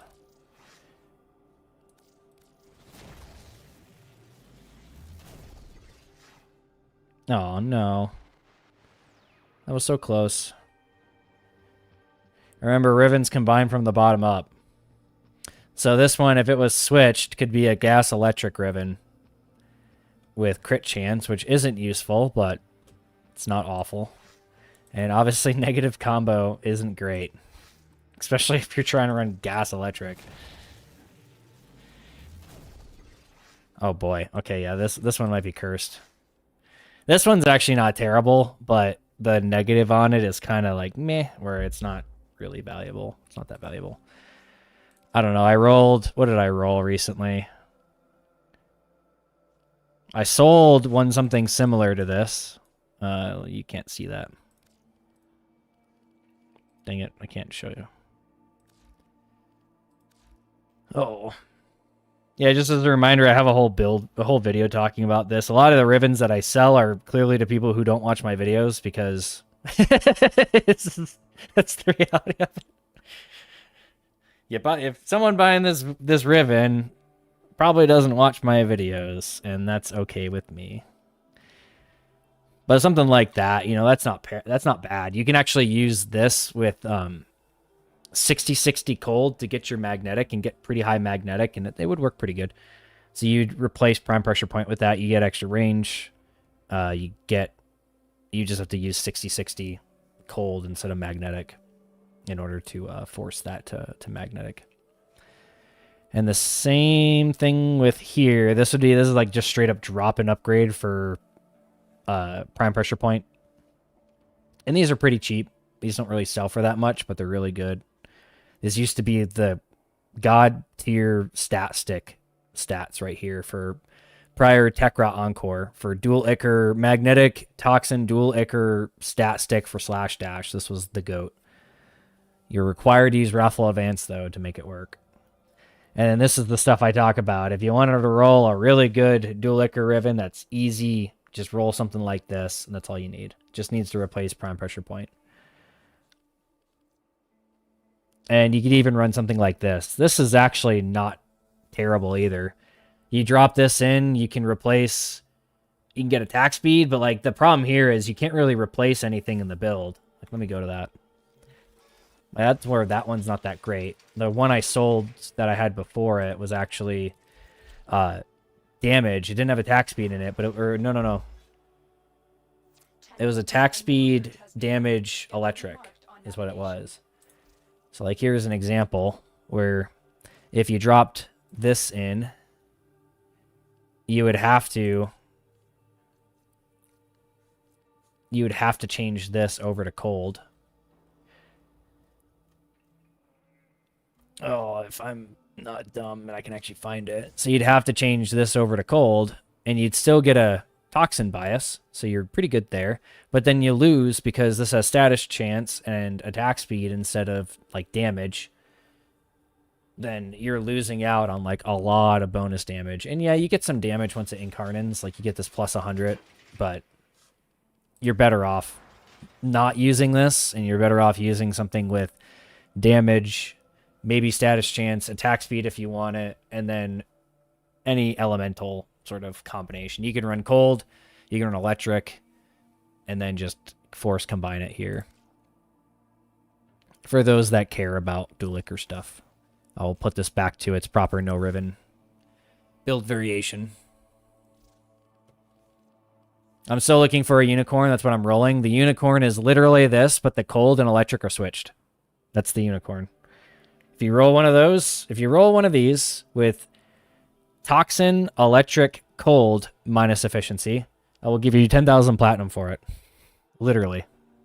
I'll give you 10k platinum for that. Don't spend all of your Kuva rolling it, because you won't. You simply won't. Okay.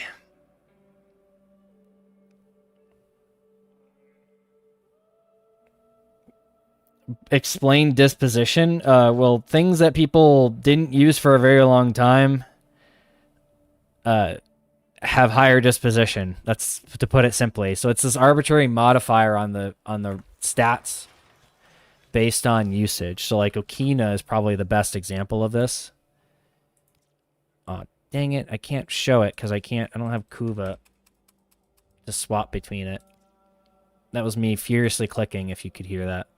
So like here, these stats are clearly not for Okina Prime. These are for base. Let me see. Can you actually see that? Yeah, you can see it. So these stats are not for Okina Prime. These stats are for Okina. And see how high they are? Like 210. That's basically the same types of stats that were on Dual Ichor.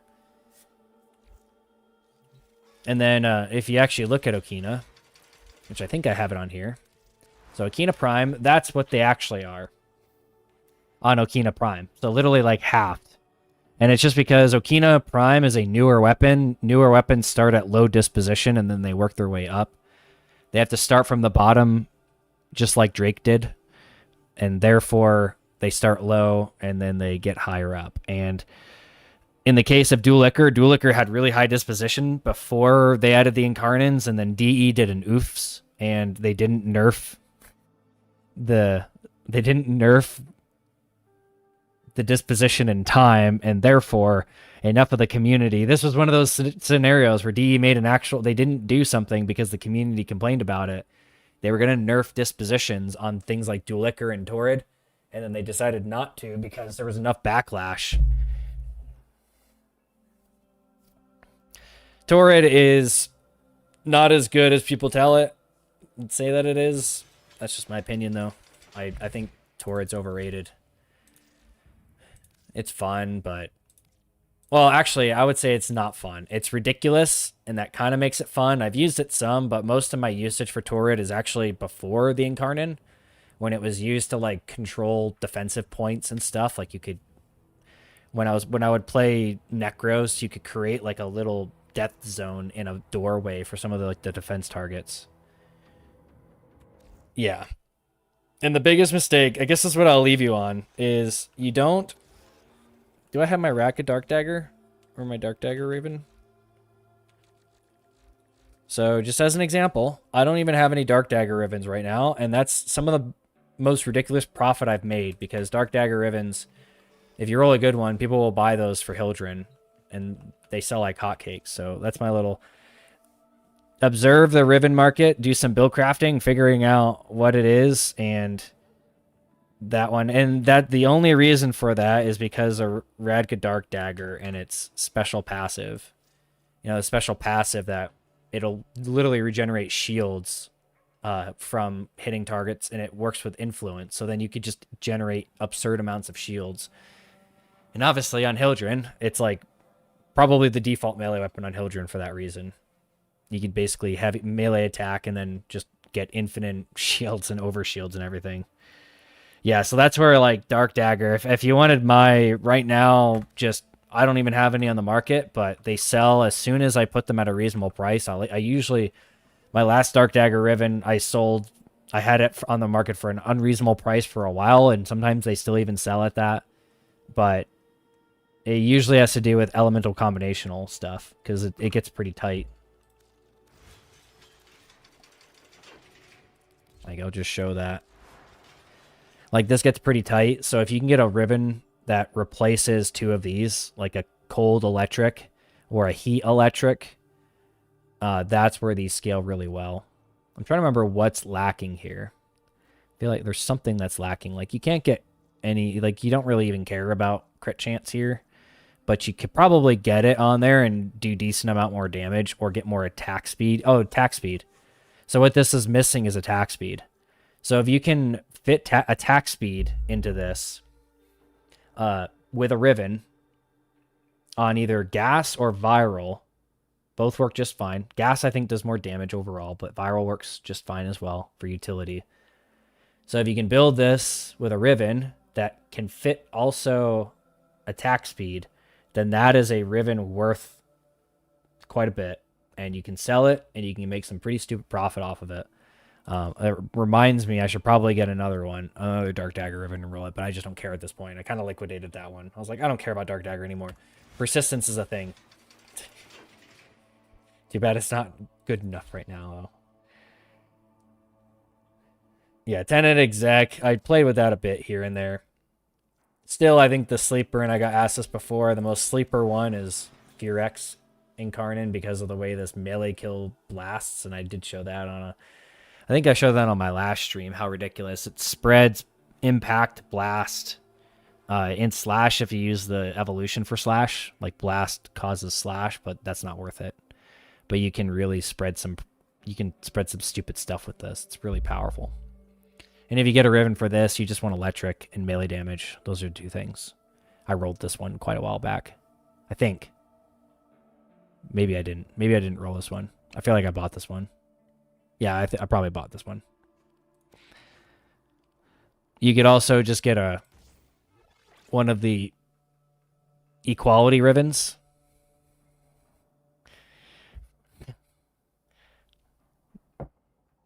No, Sampos. I'll show you something. Is this max rank? Yeah, it is. Let's give it another polarity. So notice this.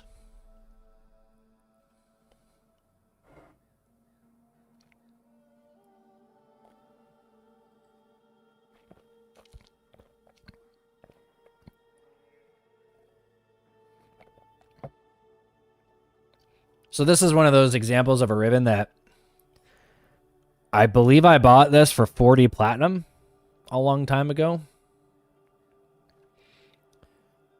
Yeah.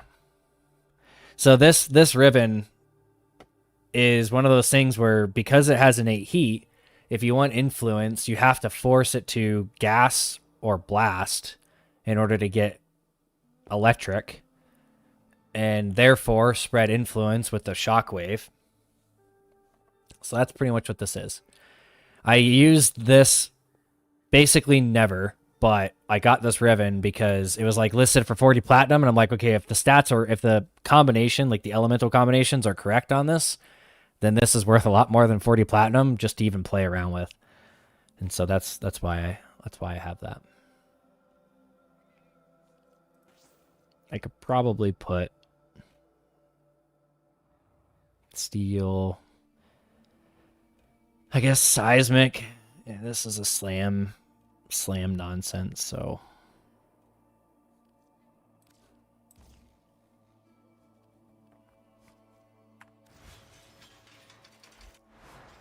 all right, we're gonna try it.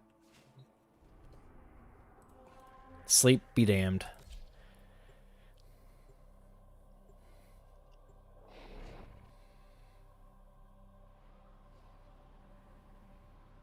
Unless for Excal. Their rage is vehement, their Yeah, all tremor at the fear of building your own Excalibur builds. I guess if you come to the same conclusions that I come to, then that's great. Have fun. I'm sending auxiliary life support. We just need to proc influence, and then everything is fine.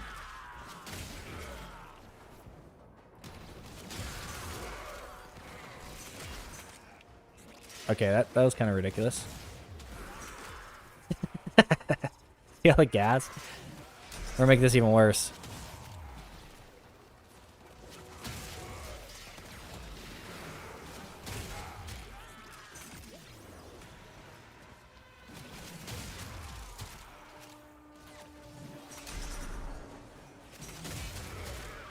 There you go. Here's a cringe slam build.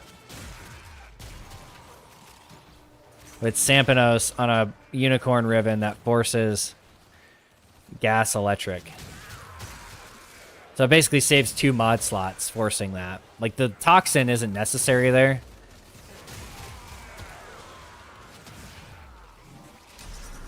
Oh, apparently this does blast as well. Forgot about that.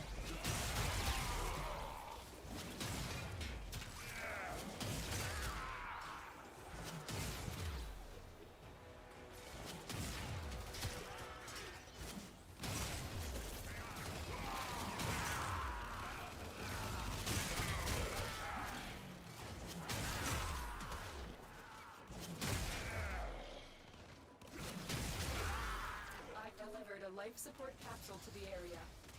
Activating it will buy you more time. So yeah, that does things. Cool. Don't care. Back to normal. How do I transfer into operator so fast? Like quick melee. So transfer quick melee, transfer quick melee. That's the best way to do it. And you can actually hit Exalted Blade as you're doing it. Like if you have Exalted Blade drawn, it'll actually do an attack if your attack speed's high enough. You can actually sit there and have like at least a wave go out from that. So very, very useful.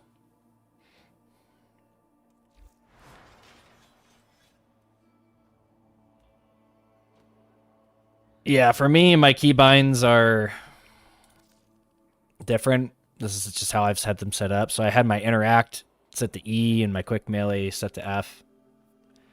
That's just how I've always had it. Switch weapon. This is one that I've always used because this is how you pull out your melee weapon, I think. I don't know if this ever works, but this is what I've used since the beta. I haven't tried the other option, so I don't know if they fixed that or changed that. Toggle crouch, hold to crouch. I've always used these. And then this is how my A, B, C, and D abilities are set up. So it's like 1, 2, 3, 4. That's just how I ended up liking to do it. This is useless. This hasn't, like, this was annoying. Use selected power and like scrolling through power. That was always awful. And then using like a few gear Hot Wheels things, hotkeys, Hot Wheels.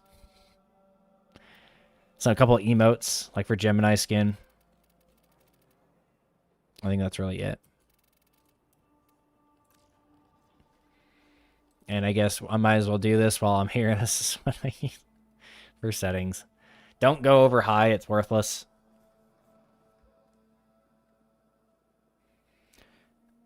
I have two different builds. Oh, you guys were talking together. Okay. Yeah.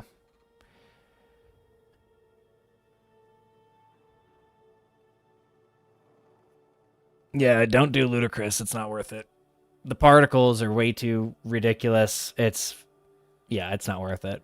I actually needed to lower it when I started like streaming like this, even on 4090. Playing at 4K is intense enough to where it's not worth running ludicrous. Like my frame rate isn't as good, and I like running at 240 or higher as best I can. I'm kind of it's the ignorance is bliss when it comes to frame rate. The higher you see, the worse it gets. The more you're conditioned to, the worse it gets. Same with response, like frame time, like your frame time response. It's just like once you go that fast, you can't really go back. The data I've seen is the human eye can see up to 1,000 frames per second in small milliseconds. You don't see 1,000 frames per second, but 1,000 frames per second is 1 millisecond, and that's the like fastest response time of the human eye. Some tests that they did where they had like a single black image, a single black dot, or like a single white dot and a black image, and then it was a 1 frame out of 1,000 frames per second, and humans could see it, and therefore they're at least 1 millisecond. Just your brain kind of smooths that out, but you can definitely notice. I can say with certainty you can notice between 60, 120, 140, 165, 240. It's very noticeable. Yeah, your brain's built-in frame gen, basically. Yeah, it interpolates, it smooths, it has like motion blur. Motion blur, one of the worst settings to ever exist, is pretty much how the brain works. So I don't know why you'd want to double up on motion blur. Awful, but this is what your brain does. Motion blur is how it prevents your brain from like overcooking or like overheating from just having to render and process so much data. Sort of smooths it out.